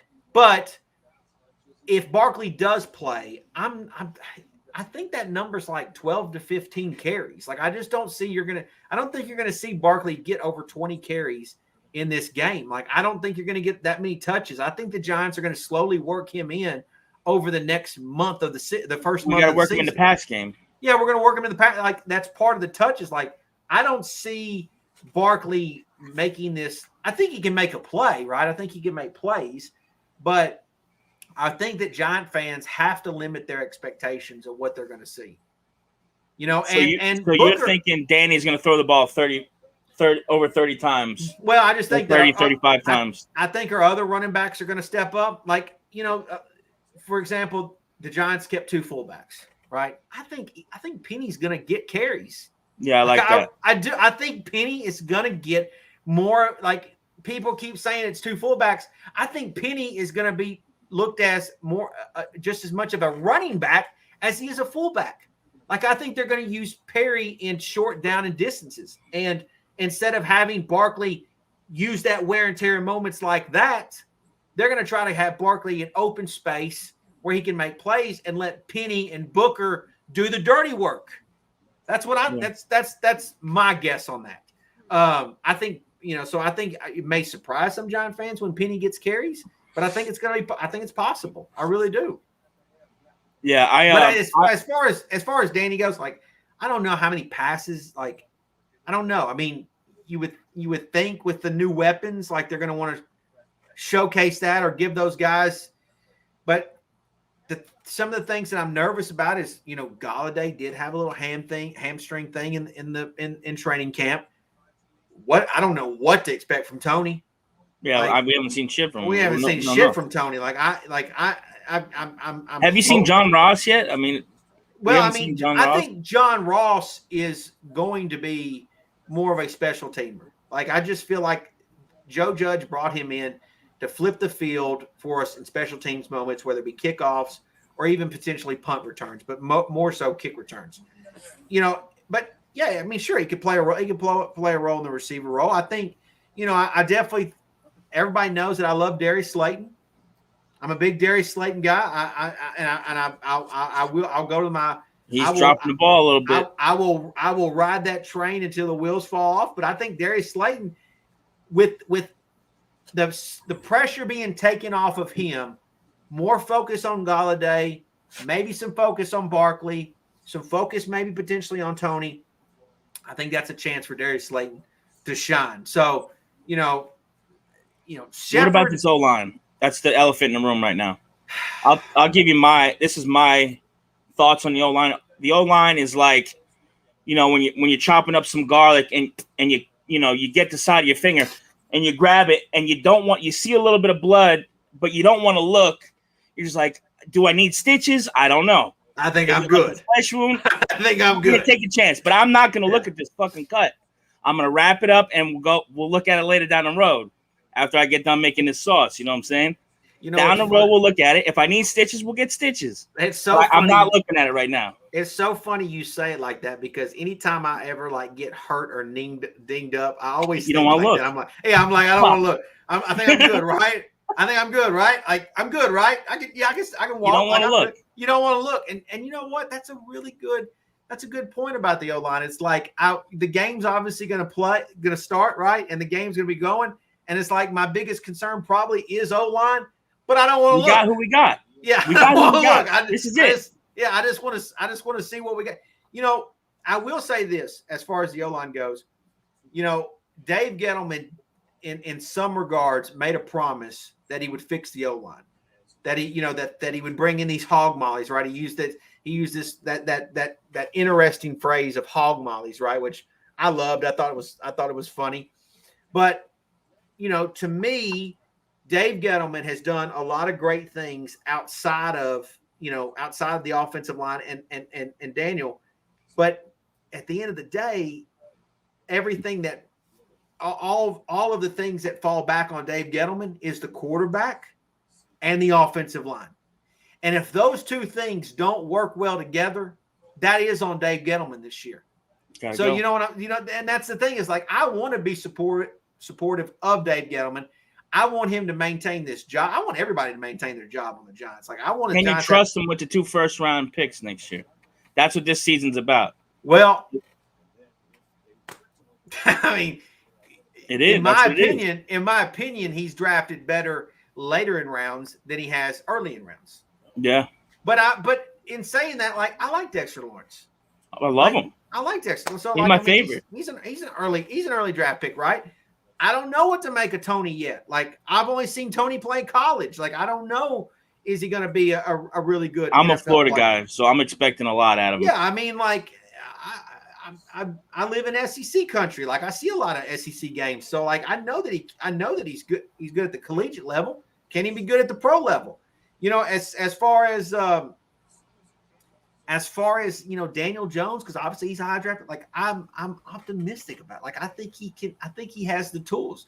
You see him, and I understand the Eagle fans like to remind us about him tripping over his own fucking. But like, we scored on that drive. Yeah, we did. But you see a play like that, and you see the ability and something that he brings, and you say, well, that's fucking special. Like, not a lot of quarterbacks can do that, right? Not a lot of quarterbacks has that ability to just sprint down the field like that and just run away from people. Like, so I will say this.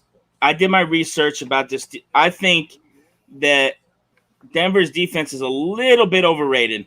They're not good against the run, so we got that working for us. And this is compared to last year's stats. But our run game is not probably hitting on all right stride here. Devontae Booker had 88 yards and 2 touchdowns against his defense last year for Oakland. So if we have to, Booker played for the Broncos at one time, didn't he? No, he played for the Raiders, and he had 88 yards and 2 touchdowns against them. So I thought Booker had some time. He might have that, but I'm saying like last year he played for the Raiders. Somebody in the chat can say, but okay, okay, go ahead. So we got that, and they were what was I saying? They had a 25th. Their strength is really in their secondary. So I mean, if we can control the field, run the football, we're gonna smack them. Well, their secondary benefits from Chubb and Von the pass rush. But they didn't have Von Miller last year. Yeah. So I mean, these stats might be fucking insignificant. Who the fuck knows? But I think the game plan should be run just like old school Giants football. Run, set up the pass. It's a blueprint. That's I want to say play action fake. I'm glad I'm glad you brought that up because honestly, there's something that's been kind of eating at me too, and I don't know how you feel. I know you may have changed your opinion, but there's a lot. Jason Garrett gets a lot of hate. He gets a lot of hate, which every offensive coordinator ever for the Giants has always gotten hate. Yeah, I mean Kevin Gilbride was kill drive for years, right? I mean everybody talks shit about the offensive coordinator. Everybody thinks that they can call offensive plays better than the guy. It's the Madden. It's the Madden fucking. I understand that, but everybody thinks that they can call plays better, right? And I've often wondered, like, how tough is that job? Who knows? It's easy to play armchair quarterback, but you don't really know, right? For me, I think there's a lot of people want this like wild and fun offense from the Giants, but I mean, history has shown and has said to us that when we play ugly, nasty football, we have success.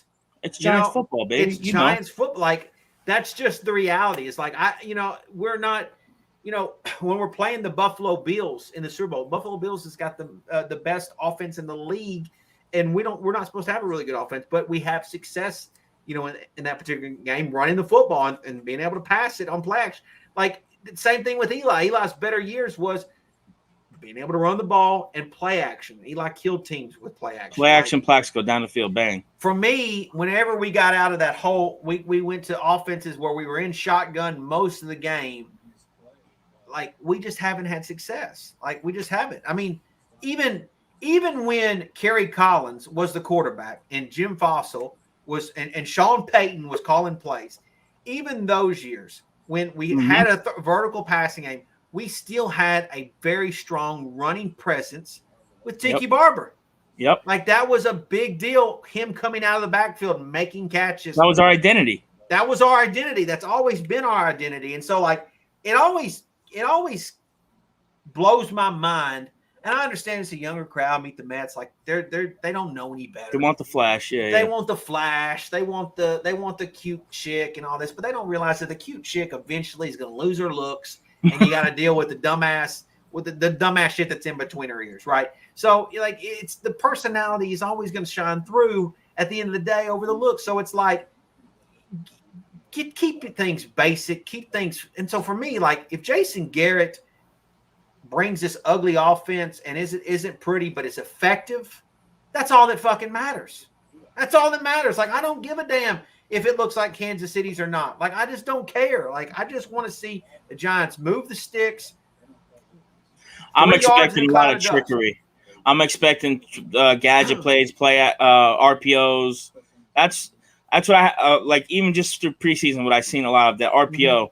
And I know that Denver doesn't do good against that either. I'm expecting a lot of RPOs this season. I'm expecting a lot of it. I'm expecting a lot of it as well. I will say this. That's another thing that concerns me because I think that, Daniel's got to show that he can stay healthy. And putting him in an RPO situation can potentially lead to him getting hurt. It can happen. He's not that accurate out of the pocket. We've seen it a few times. I think he can throw. He can throw being mobile. He can throw being mobile, but he's not always. He doesn't always make the good decisions. No, a matter of fact, Authentic. I think it was either today or yesterday. Forgive me for not knowing. He actually showed a play where Daniel was late on a throw, and he was breaking down a situation, which actually was a really good, entertaining video that Authentic made. But it was showing that Daniel, of course, I will give Daniel some benefit of the doubt. It was like early in the year, probably still trying to figure out Jason Garrett's playbook, a little unsure of some things, but Daniel just needs to react quicker. Like hopefully he gets that this season. Hopefully all of the work in the off season, I just don't think that I'm getting, for me, I don't think I'm getting 2020 Daniel Jones. Not that 2020 Daniel Jones was a horror show. Not that it was that, although there were some bad moments, but I view it as this. He's picked. Look, I lived through the Eli Manning era, as a lot of people did, and Eli Manning going into his fourth year was on the hot seat before he won, and he won the Super Bowl that year. He was on the fucking hot seat. The Giants were not expected to win the Super Bowl that year, not 100%. Expected at all. Eli Manning was already having people turn their back on him, was already heading the other way. And then, one of the reasons why I even joined YouTube, one of them was because I said, you know what, I want to go on YouTube and support Eli Manning and the Giants. But most notably, I want to support Eli because I think he's got something. And I feel that I partially feel that with Daniel Jones too. It's like I do see something there. Like, is he perfect? No, but I do think that there is a chance for him to succeed. And I want him to succeed. Like, I want him to be the guy because I think he's got a good head on his shoulders. I don't think he's going to do anything stupid, right? I don't think he's going to do anything that's going to jeopardize the future of the New York Football Giants or put us in a bad position, like shoot yourself in the leg, for example, right?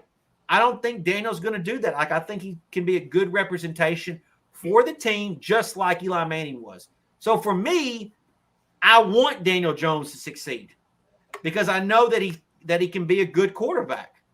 I want him to succeed so that we can use those 2 first-round picks next year for some toys or some hog mollies to just keep building, because we got something going here, man. We just got to keep building. And I hate talking draft, but I know. But I will say that there ain't no quarterbacks. If I had to guess just right now, you got to think that one of those are going to be on the offensive line. Got to be. They got to be, right? I mean, it has to. I mean, with all of what's already happened in this training camp and the concern about the depth and this and that, like, you got to think one of those. The defense, you don't have to touch it. Like, the defense is built.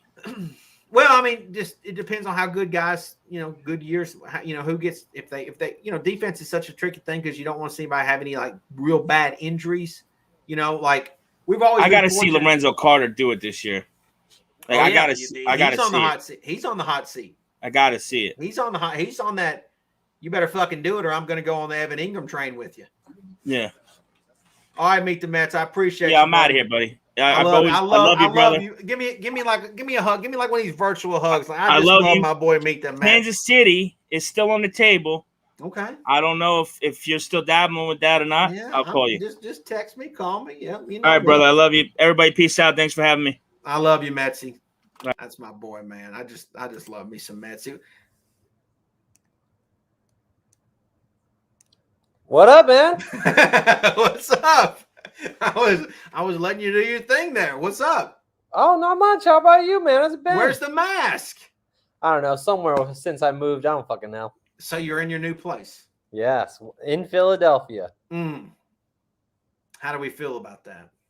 I actually have been really enjoying it, man. It's a cool city. I thought Philly was cool when I visited Philly. It's been a great city. One thing that did happen that's like a giant. My car is all Giants out, man. I got the license plate, the seats, all that.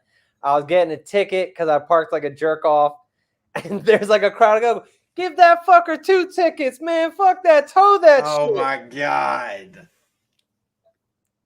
But everyone, they're not very good this year. So honestly, even like creators for the Eagles live in New Jersey and wherever. It's not probably a bad in Philly. Have no faith. It's probably not a bad thing to be in Philly right now. No, because they can't. They probably can't say anything. They can't. They're just like, yeah, we're probably gonna suck this year. Oh, I think Eagle fans definitely. I think deep down. Here's the thing I will say about Eagle fans. Eagle fans, they definitely think that they are loyal. I'll give you that, except for Joe Got Locks. Joe Got Locks is a fucking idiot. But, they are loyal and they do know their football, although they think they're smarter than they really are. And I think deep down inside, they know this is about to be a rough ass year. I'll tell you, like I said, bro, I know the Philly content creators, they don't actually live in Philly. They all live everywhere, including the Eagles. But all the Eagles fans that I've interacted with are like, yeah, it's going to be a little rough one this year. Yeah, it's got to be. They don't believe in their coach. They don't believe. I don't think they really realistically believe in Jalen Hurts. No, I haven't seen a Hurts jersey. I don't think they really believe in. It is kind of weird. There's a lot of like California Eagle fans. I don't get that. Yeah, that one seems weird. Maybe I don't know why that. Eagles in Hotel California. And I don't know what that is all about. Like, there's so many California Eagle fans, and EDP's leading the bunch. Where's he going? He might be going to prison. I don't know. I don't know. Like, it just doesn't make any sense. Oh yeah, I forgot that he got caught up in that. Joey Shakes is claiming 10 to 11 wins. I don't know if you know who Joey Shakes is here on YouTube, but there's no way the Eagles are winning 10, 11 games. There's no way. No. Like, at best, I think they win 5 games. How many years is it going to take Hurts to win 10 games? And I don't think they're winning on Sunday. I think the Falcons are beating I like Matt Ryan. He's underrated. I never like new coaches on the road with a young quarterback. I don't like it. No. I don't like it. I don't like it for them. But I like it for us. I do agree with you with the Teddy Bridgewater thing. They clearly like the roster, and they're not trying to risk it with Drew Lock. They don't. Yeah. So that is my guess as to why Teddy Bridgewater won the Broncos job, is that they see their team as a team that from a roster perspective, they feel like they can do good things as long as somebody doesn't fuck it up. And Drew Lock, obviously, a year ago had a little bit of issues off the field. I don't know if he got COVID or something, or he did something where he was partying without him. I don't know. He did something like that. But obviously, he takes risks. He's got a big arm. And I think the Broncos just say, look, we just need somebody just to not do stupid shit. And at the same time, Teddy was balling out before he tore his knee all up. I mean, he was a playoff quarterback before he got hurt, and he really hasn't, in my opinion, been given a legitimate chance to be, to lead a team to the playoffs again. And this could be his chance in Denver. So, I mean, the thing about it is they may come in on Sunday and be kind of basic, but I think that's what the Denver Broncos are going to be this year. One thing is, this is a made-up scenario, though. I wish they would have drafted Fields. I would have loved to get a shot at Fields on the road week 1. Let's get this team straightened off and let's get it started. I will say this, like when I found out, so when the draft happened and the Bears got Fields, I've never been a big fan of Ohio State quarterbacks. Like they've all sucked, every one of them. They had 3 pros at one point. When they had Chandler Jones, JT Barrett. Yeah, they've had guys. Yeah, and they all sucked. Even Dwayne Haskins, like they've all came to the NFL with high expectations, and nobody has ever amounted to anything. So when I saw Fields went to the Bears, I said, "Well, shit, we got the Bears pick. Like if he sucks, we're going to get a top 5, top 10 pick, no matter what the Giants do." And obviously he looked pretty good in preseason, but that doesn't mean anything. I mean, teams will actually start throwing some legitimate defenses at him, and then we'll see how good he really is. But I mean, I don't know what the win total expectation is for the Bears, but I don't mind that they're probably going to have a rookie quarterback most of the year.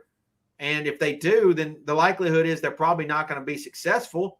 And if they're not successful, the Giants are going to get a high draft pick because of it. Completely random. Guess who I listened to have a 10-minute interview on WFAN with Gio and Carton, who's supposed to be like the new that's like their main show now. Okay. Are they the new Mad Dog? And they're supposed to be the new big one for the fan. That's okay. All right. Bobby. Not Skinner, but Bobby. Bobby Woodruff, he calls in apparently all the time. They were like, "Oh, Bobby, how is it?" Was he asking about women? They fucking asked him. They were like, "Do you have a girlfriend?" He goes, "Yeah, I'm working on it." And they're like, "Does she know you exist?" And he's like, "Yeah." And they're like, "Is she from the internet?" And she's like, "Well, she has a presence on the internet." They're like, "Okay, yeah, like Bobby, you gotta move on."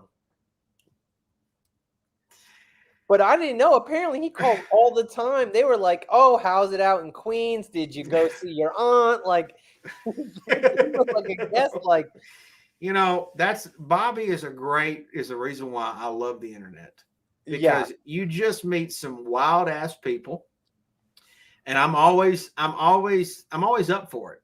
I really am. I'm listening to this, bro. I got tears rolling down my eyes. Like when you're ever sitting on an airplane and like. You sit down and you're not with anybody and you got 2 seats beside you and you're like, who the fuck is about to sit beside me for the next 2 or 3 hours on this plane? And you're like, if a guy like Bobby said, you're like, well, shit, you're in for a hell of a fucking trip, right? Like you hope that the plane doesn't go down because that's the last encounter you had with a human. But if everything goes well, you're going to have a hell of a story when you land that bird. Oh, yeah. You know what I'm saying? Like, so I'm all for people like Bobby. 7 Toes or whatever his name is. Do you know who I know I'm talking about? He sings in the guitar. He's got Camel Toes. Camel Toes. Never mind. Not 7. I thought of a way more normal name. That's on me.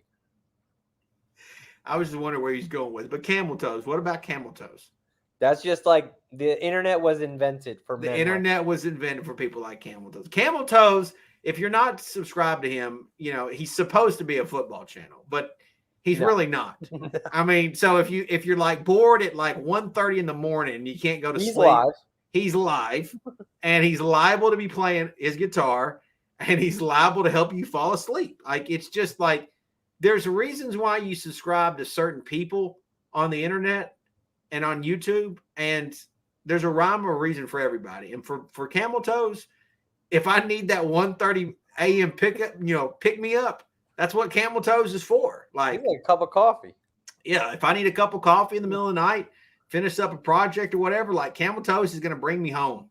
Like that's shit, you know what I mean? Like, where else you can't find that shit on the radio. No, you're not going to find that in the middle of the night on the radio. The fans going out looking for guys like Bobby. Yeah, there's exactly. Yeah, I mean, obviously the the fan wants Bobby to call in. Oh, he went right through. I was amazed how, like, they were well aware of what they were getting themselves into when Bobby was picking up the phone. This was not a first-time occurrence. This is the first time I've ever heard it, though, but I'm in and out of the radio. When I got Sirius, I barely listened to it. But what is when you first hear this, what is your initial reaction? You got to be shocked, right? Low. I'm kind of dicking around. I'm not really paying attention to it. It's just background noise. Oh, man, I've heard that voice. Who's the guest today? Maybe they're interviewing. Let me turn it up a little bit. That's fucking Bobby. That's fucking. I know who that is. I've talked to that motherfucker. And they keep asking him about his love life. They went on about that for about. And you know what's funny about that is it's so easy for that to happen. Oh yeah, it's so easy. Like, you don't mean to do it. I've talked to him before, and it's like, for some reason we start talking about his love life. I feel like I knew who he was talking about. I think everyone in the chat kind of knows who he was talking about, and I hope it's someone else. She got canceled anyway. We talking about Steffi Smalls? The love of his life. I tried to tell people about Steffi Smalls, but nobody wanted to listen. Everybody just looked at Pizzle and said, "You're being a clown again. You know, no way, yada, yada, yada." But it is what it is. Yeah. Dunzo on that one. Well, Big Blue, I appreciate you. You want to give a score for Sunday? 27-24. Graham Gano hits the upright and it falls in. That's a high score.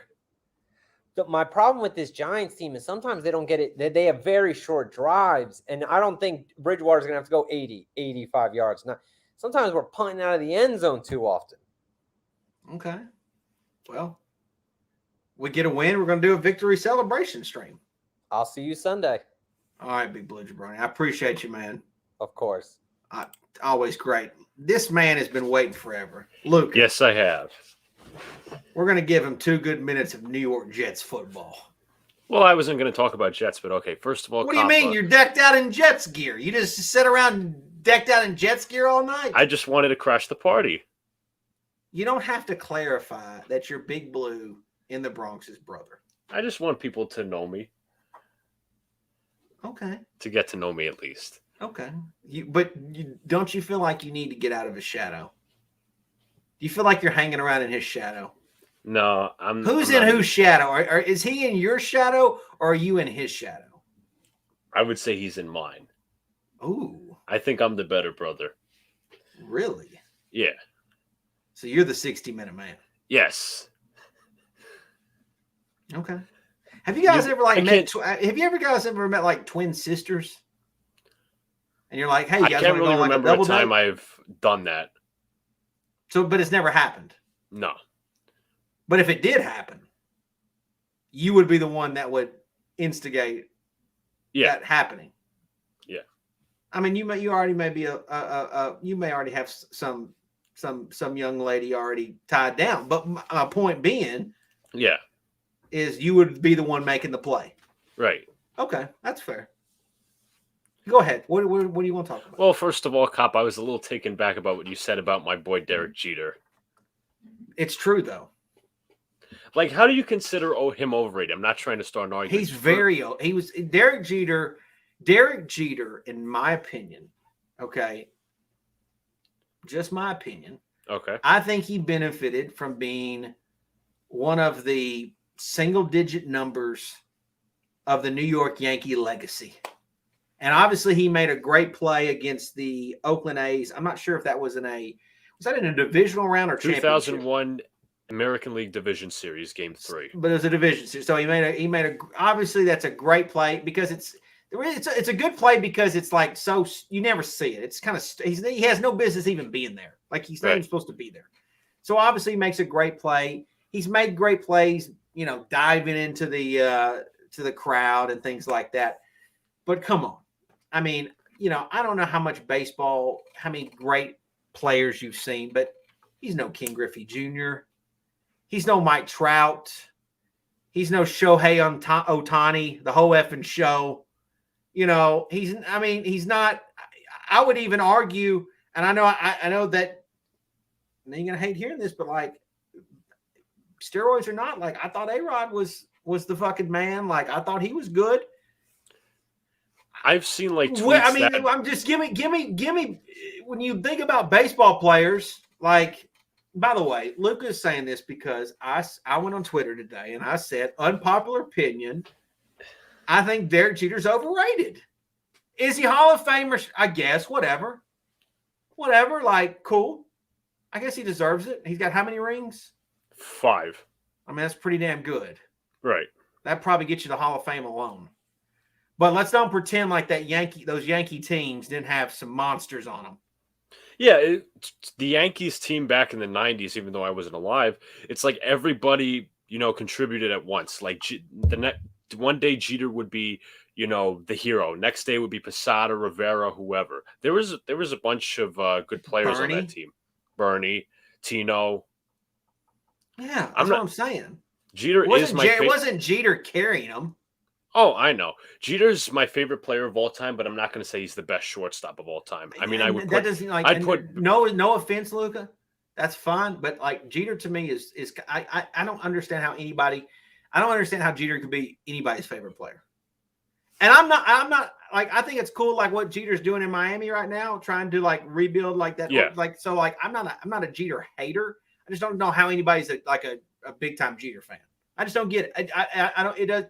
It doesn't ring to me.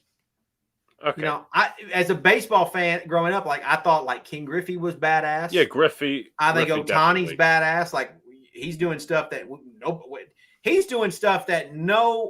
hardly any athlete in any sport is doing.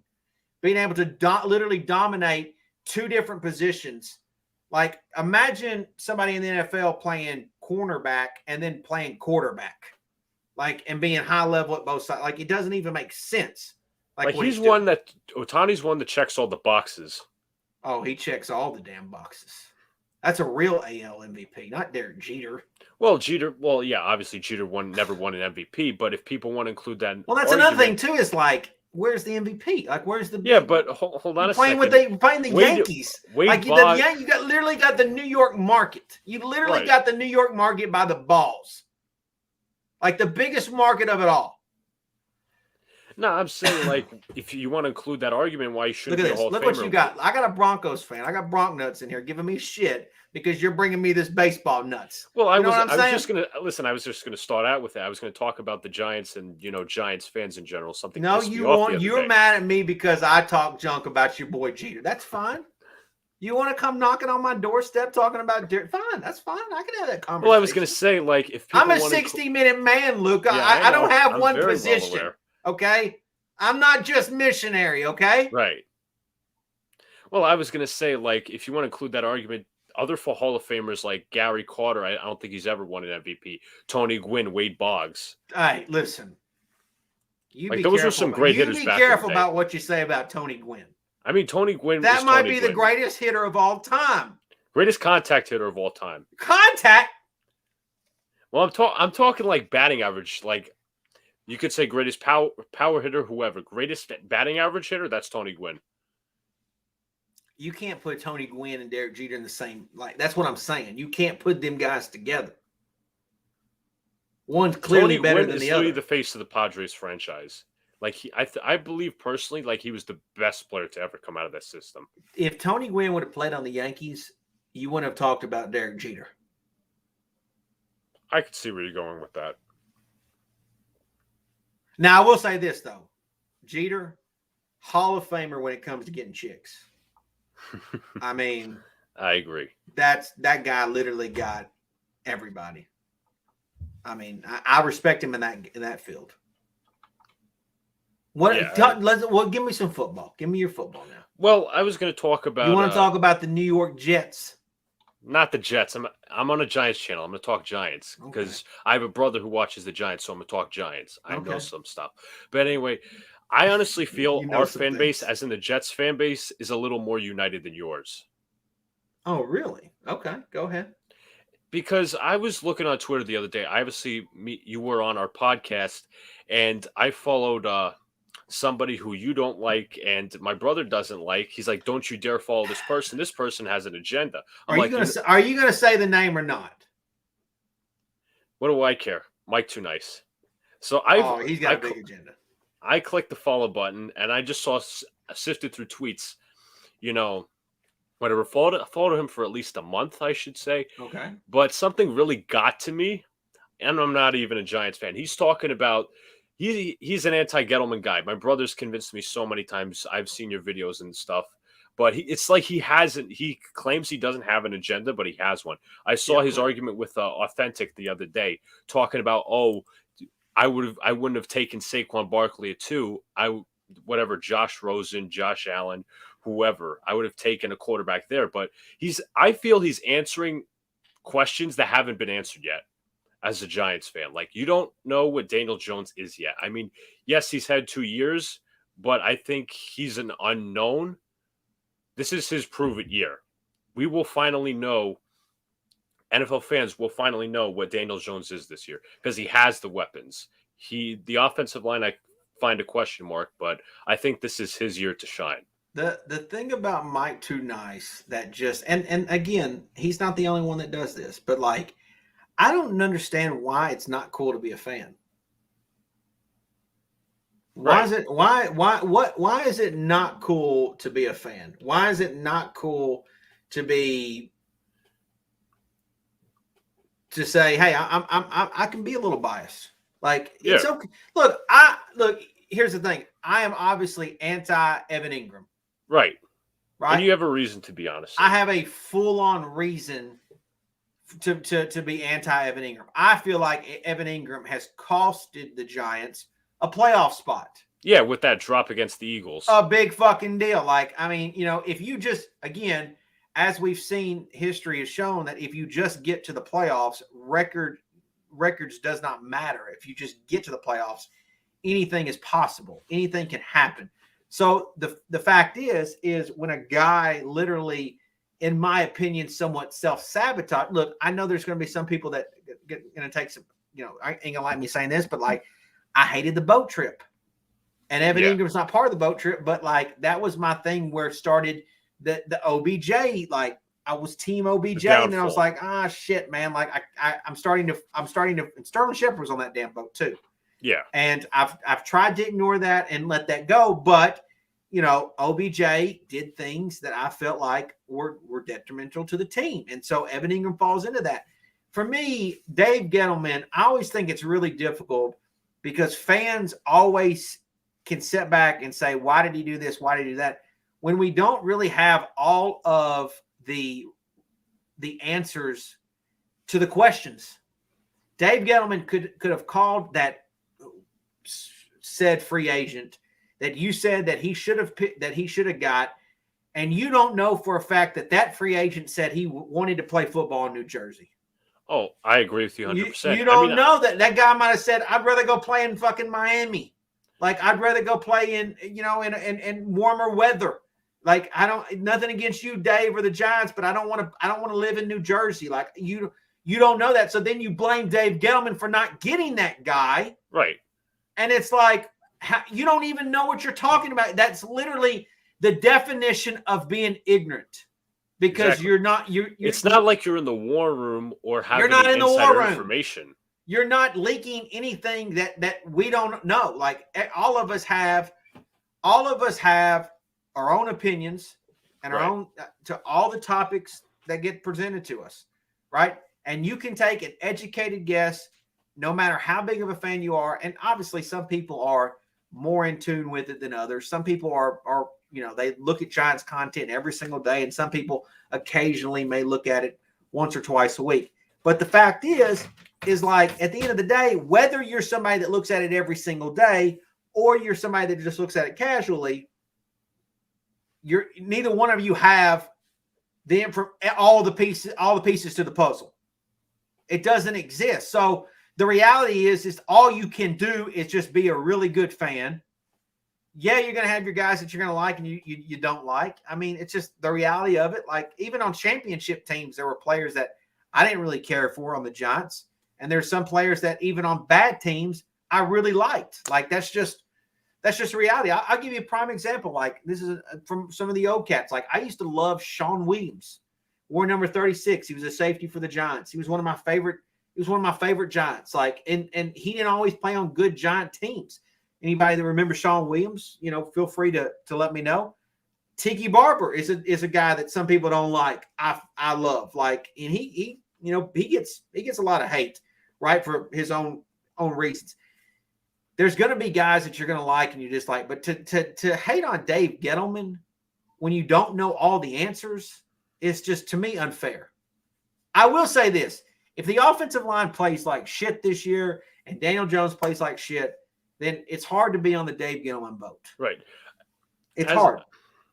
But I'm not going to sit here and hope that it fails like he does so that he can go on to Twitter, and I don't even know how many followers he has. Don't care. So he can go on there and say, I told you right. One of the stupidest things that he loves to do is he loves to take the Giants team and compare it to the Colts and the Browns. He loves to do that. Yeah, honestly. She telling you to go to bed? Is she telling you to go to bed? No, that's my brother. But anyway. Tell your brother to stop messing up your shine. Okay? He's in your shadow. Stop messing up my shine. Anyways. You're in my shadow. I was going to say, he loves to compare the Browns, Colts, and Giants together because they all drafted near one another 1 year in the draft. And it's so stupid to do that because, like, every team's being built differently at different points of time. Like, it's not fair to even bring up that comparison. So the Colts, so if that is the case, I do think the Browns are going to be good this year. But the Colts they don't even have answers at their quarterback position. Like, honestly, you don't know what Wentz is going to be. You don't know what these teams like. What are you talking about? Like these teams haven't even went on and did anything successful yet. Like Cleveland has an opportunity this year, but they haven't done it yet. So, I definitely have strong takes, and I definitely stand behind my takes. And I'm not saying that anybody can't have strong takes. Absolutely have strong takes. But stand up, stand behind your takes. When they're shit, eat your crow. But don't act like you're the only smartest guy in the room. Like you're not even that smart. About it? No, you know what's worse about it, Cop? It's like people follow this shit. People follow it and listen to it. It's like they feed into this, and I don't get it. I mean, I was battling some Jets fans in the offseason. They weren't happy with Joe Douglas because they didn't sign Corey Linsley from the Packers. And I'm like, how do you know that he didn't want to come here? How do you know that Joe Thuney did not want to come to the Jets? I'm not a Joe Douglas stan. I think he's a solid GM like Gettleman is. But you can only question so much. You can question some Gettleman moves, but be fully behind him, or at least try to be. Again, this is one thing I wish fans would understand. At least I get it. How do you know that a draft pick or even a draft pick doesn't really have a choice, but it doesn't mean that they're going to be happy with who they got drafted by, right? Trevor Lawrence may hate being in Jacksonville. He may not. He may love it. He may think it's a great place.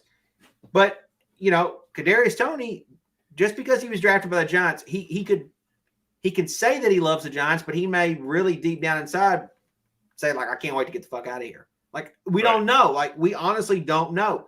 Same thing goes with free agents. Like, we could only hope and cross our fingers that Kenny Golladay wanted to be in a Giants uniform.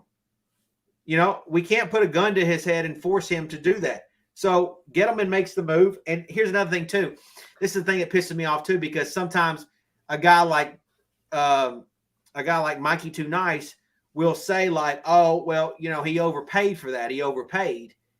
But again, if you're not in the meetings and you don't, and the agent says, hey, do you want to play in the Giants for more money, or would you rather go and play in a location that you actually want to go play in? What do you want to do? He says, well, I want to go take the more money. Right. Maybe he does want to be that's what I'm saying. You don't know this information. So stop assuming you have the answer and putting it all on Dave Gettleman. That's all. And then so when I say that, when I come at him on Twitter, I end up looking like the bad guy because other people aren't using their fucking brains and saying to themselves like, oh, well, you know what? This does, how do I know? Like, why am I thinking that I know the answer when I don't? And then I saw somebody question, like, how come Belichick doesn't get shit for his drafting and Gettleman does? And somebody said, oh, Belichick won 5 championships or however many. With Brady. Exactly. Which, again, I don't think I don't think the debate is over with who was helping who more. Obviously, Brady won a Super Bowl last year, but, Belichick is going to have his opportunity, I think, now that he's got Mac Jones. But it's like you can't compare every situation to the situation that you understand. Right. The Jets and the Giants play in the same stadium, but that does not mean that both organizations are run equally. They're not run the same, right? Yes, they do play in the same area, but y'all's philosophy can be completely different from our philosophy. Mm-hmm. You may want to say, hey, we want to throw the ball.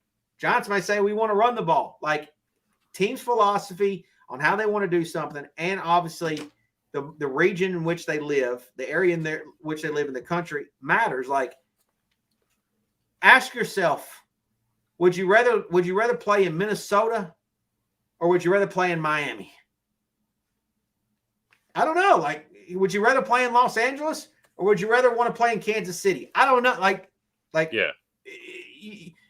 Those are questions for yourself. But to sit here and assume that you know the answers, to me, is ignorant. Yeah. And that's why a lot of times I say that Mike Too Nice is ignorant.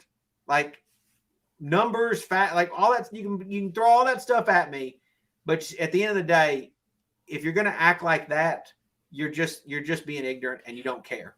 And honestly, back in 2018, I said the Giants should have taken a quarterback, but knowing now Saquon Barkley, I think, is still his potential, but Sam Darnold failed.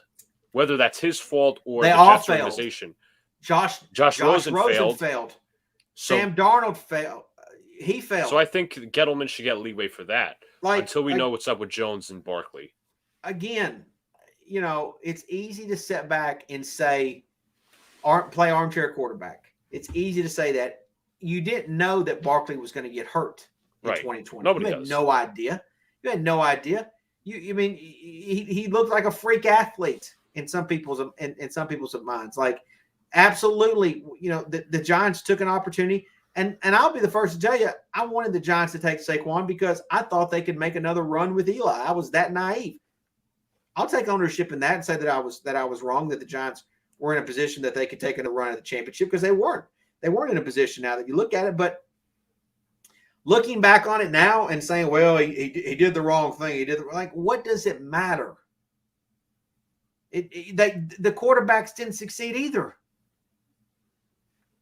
What are you talking about? And here's another thing too, is his big pick was Josh Rosen. That was his guy. You also like Josh Allen, but would you really select him that high? How many years ago? Is Josh Allen a freak in Jacksonville? Is he a game changer? Is he going to play 10? Is he going to play 10 years? Because I think Daniel can play 15 if he stays healthy. That matters. I can get more years out of Daniel Jones than at a quarterback position than I can with Josh Allen. And I'm a guy that's defensive minded in general. Like, I loved having a guy like Michael Strahan, Osi Umenyiora, Justin Tuck. I love those dudes. Absolutely. They're some of the reasons. They're a big reason why the New York Giants won Super Bowls, right? But Eli Manning is also a reason why the Giants won Super Bowl too. So you have to get that piece as well. Dave took a chance. Like, let's see if it pans out. You can't say it's an L yet. And talking about Sunday, I think the Giants and the Broncos are almost evenly matched. But I'm taking. I think the Giants. They are too. I think they're super. Somebody said, so one content creator said the Broncos are nothing because the one running back, I forget his first name, his last name is Ball. He was like trolling the Giants on Twitter, and Monty Ball's not playing anymore. Monty Ball did say that. He's a former Broncos player. He did say that, but he won't be on the field. Look, Monty Ball is entitled to his opinion. Yeah, I agree. He thinks that he's obviously. Here's what's funny about it is he's a former player that's being a fan. Right. Like, it's okay to be a fan. Like, it's not weird to be a fan. Like, it's okay. So Monty Ball said what he said. And truth be told, to Monty Ball, the Giants, as big of a fan as I am of the Giants have to earn the respect of not only their peers within the division, but they also have to earn their respect in the league. Right, because your team was 6-10 last year, and people are still going to look at this team 6-10. You got to bring wins to the table to show some sort of improvement and get some sort of respect. The reality is, in 2017, 2018, 2019, and 2020, when you look at the totality of the 4 seasons combined, the Giants have one of the worst records, right, in all the NFL. I'd love to say that that's not true, but that is true. So nobody in the league should respect the Giants, truth be told. And I'm not saying that the Giants deserve respect. What I would like to see happen in 2021 is the Giants earn respect, earn that ability back, just like they did in 07-08 when they brought this amazing pass rush and this defense. Earn it the way, earn it the right way, not earn it with a lot of hype. And if they earn that respect, then obviously people have to start taking the Giants seriously. But why Monty Ball or anybody that's a Broncos fan, why should they take the Giants seriously? Because it's still, well, you're right. They're still a 6-10 team. They're still a 6-10 team. It's not like mid-season where the Giants are like, I don't know, 5-1. I absolutely think the Giants have turned a corner, and they're going to win more than 6 games this year. Absolutely. I think the Giants have every opportunity to finish like 9-8. But I think 9-8 can get to the playoffs. I very well think so. That's what I have the Giants at. I have them 9-8. I think the Giants can go 9-8 and make the playoffs. I think every team has it. I think every to be quite honest with you, every team, Bird Gang's right. Every team in the division in the NFC East has to earn their respect. Every team. And look, the Jets are no different in that. The Jets probably aren't going to get a lot of respect from a lot of fan nor bases. should they. I mean, they went 2-14 last year with the worst head coach in the league, and now he's out of a job in the NFL. Now he's working at a high school. So when Monty Ball says that, like, obviously I'm like, well, fuck that guy. Like, I'm not sitting there like, fandom would say your fan. My fandom would say, like, screw him. Like, but at the same time, if I evaluate and I say, I mean, I get why he would think that. Right. It makes total sense why he would think that the Broncos are just going to steamroll the Giants. The Broncos have expectations. The Giants, even on places like ESPN now, we don't get a lot of expectations. Yeah, there's there's every now and then you'll see the guy say, "Oh, I think the Giants are going to win the East." Cool, like that's great. I think that's awesome. But there's still a lot on ESPN, NFL Network, Fox, whatever you want to say. They're still picking the Cowboys to win the division, picking Washington to win the division. Not a lot of people are picking the Giants to win the division. So a guy like Monty Ball, who's, by the way, probably misinformed on the issue, is going to assume that the Giants aren't that good. Right. Find out on Sunday. And I'm reading the chat right now. I'm not sure why Eagles fans are hyping their team. Their team is utter garbage. This is what Eagles fans do. Listen, Luca, understand that we're going to beat them this year, December 5th. Listen, I could, if I wanted to, I could be the mayor of Philadelphia. I would win. I have a shit ton of Eagle fans that follow my content. They follow me on Twitter. They literally chirp to me daily. Okay? They chirp to me here on YouTube. I could win. They love Pizzle. I have so many that get on their hands and knees, that bend the knee and beg me to be an Eagles fan. I'm not going to do it. They're infected. I don't want to be infected. Okay? I took my Eagles vaccine. Okay? I don't want to catch it. Okay? Don't want it. But the reality is I would win mayor of Philadelphia. I don't want that position as of yet. But if I do, I may let them know. So this is just what happens. This is what I have to deal with as a Giants fan. This is what your brother has to deal with. Okay? Yes. I know you're Jets fans. You guys got to deal with the Patriots. But they're not as bad. I don't think they're as obnoxious as Eagles fans. They're not as obnoxious as Eagle fans, no. But you know what? Eagle fans mean they try. But at the end of the day, they end up. It's always good to have pride. Yeah. It takes you so far. Yes. Okay, Luca. Thank you for being my Jets correspondent today. Yes. Okay. See you, man. I'll see you.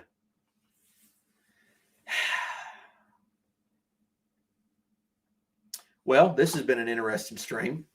It seems that everybody is fired up for football to start. Just some takeaways tonight. I like, listen, if you're a Giants fan, you should like Cowboy fans talking shit. If you're a Giants fan, you should like Eagle fans talking shit. You should like Washington football team fans to talk shit. And you should embrace that. Because at the end of the year, one of us are going to win the division. I personally think it's going to be the Giants. And at the end, you get to laugh at these people for hyping up their garbage teams. If you're a smart enough football fan, you know what the reality is of all these teams. You know what most of their weaknesses are and most of their strengths. And you know that if one of their strengths goes down, they're fucked. It's clear as day the Cowboys, and a lot of teams say this, so I'm not saying that the Cowboys are the only team, but if Dak Prescott goes down, which he's liable to do, they're so fucked. I mean, they're so fucked. And the Giants are too. I'll agree with that. The Giants are in the same boat too. If Daniel Jones goes down, Glennon can compete, but I don't know if Glenn's going to go out and win us a game. You know, I mean, he's going to manage. But the Cowboys, there's nothing behind that. There's nothing behind that. Washington, like, let's get real. Is there really any magic left in Fitz magic? Is there any magic there? Probably not. There's no magic there. Philly, like, get real. Like, you know what I'm saying? Like, get real. Like, clearly there's a rebuilding mode going there in Philly. So, look, if you're a Giants fan, embrace all of this. Like, and just let it come into you. Let it, like, take it all in. And then give them hell when the season starts. I appreciate you guys joining the stream tonight. I'm excited, man. So I will say this. For those that are watching, I'm not going to stream the game on Sunday, okay? Reason being is because I just want to enjoy the game, and I want to really watch this Giants team. Sometimes when I stream the games, I get lost, and I don't get to really – I watch the games, but I don't get to watch the games like I want to watch the games. Does that make sense?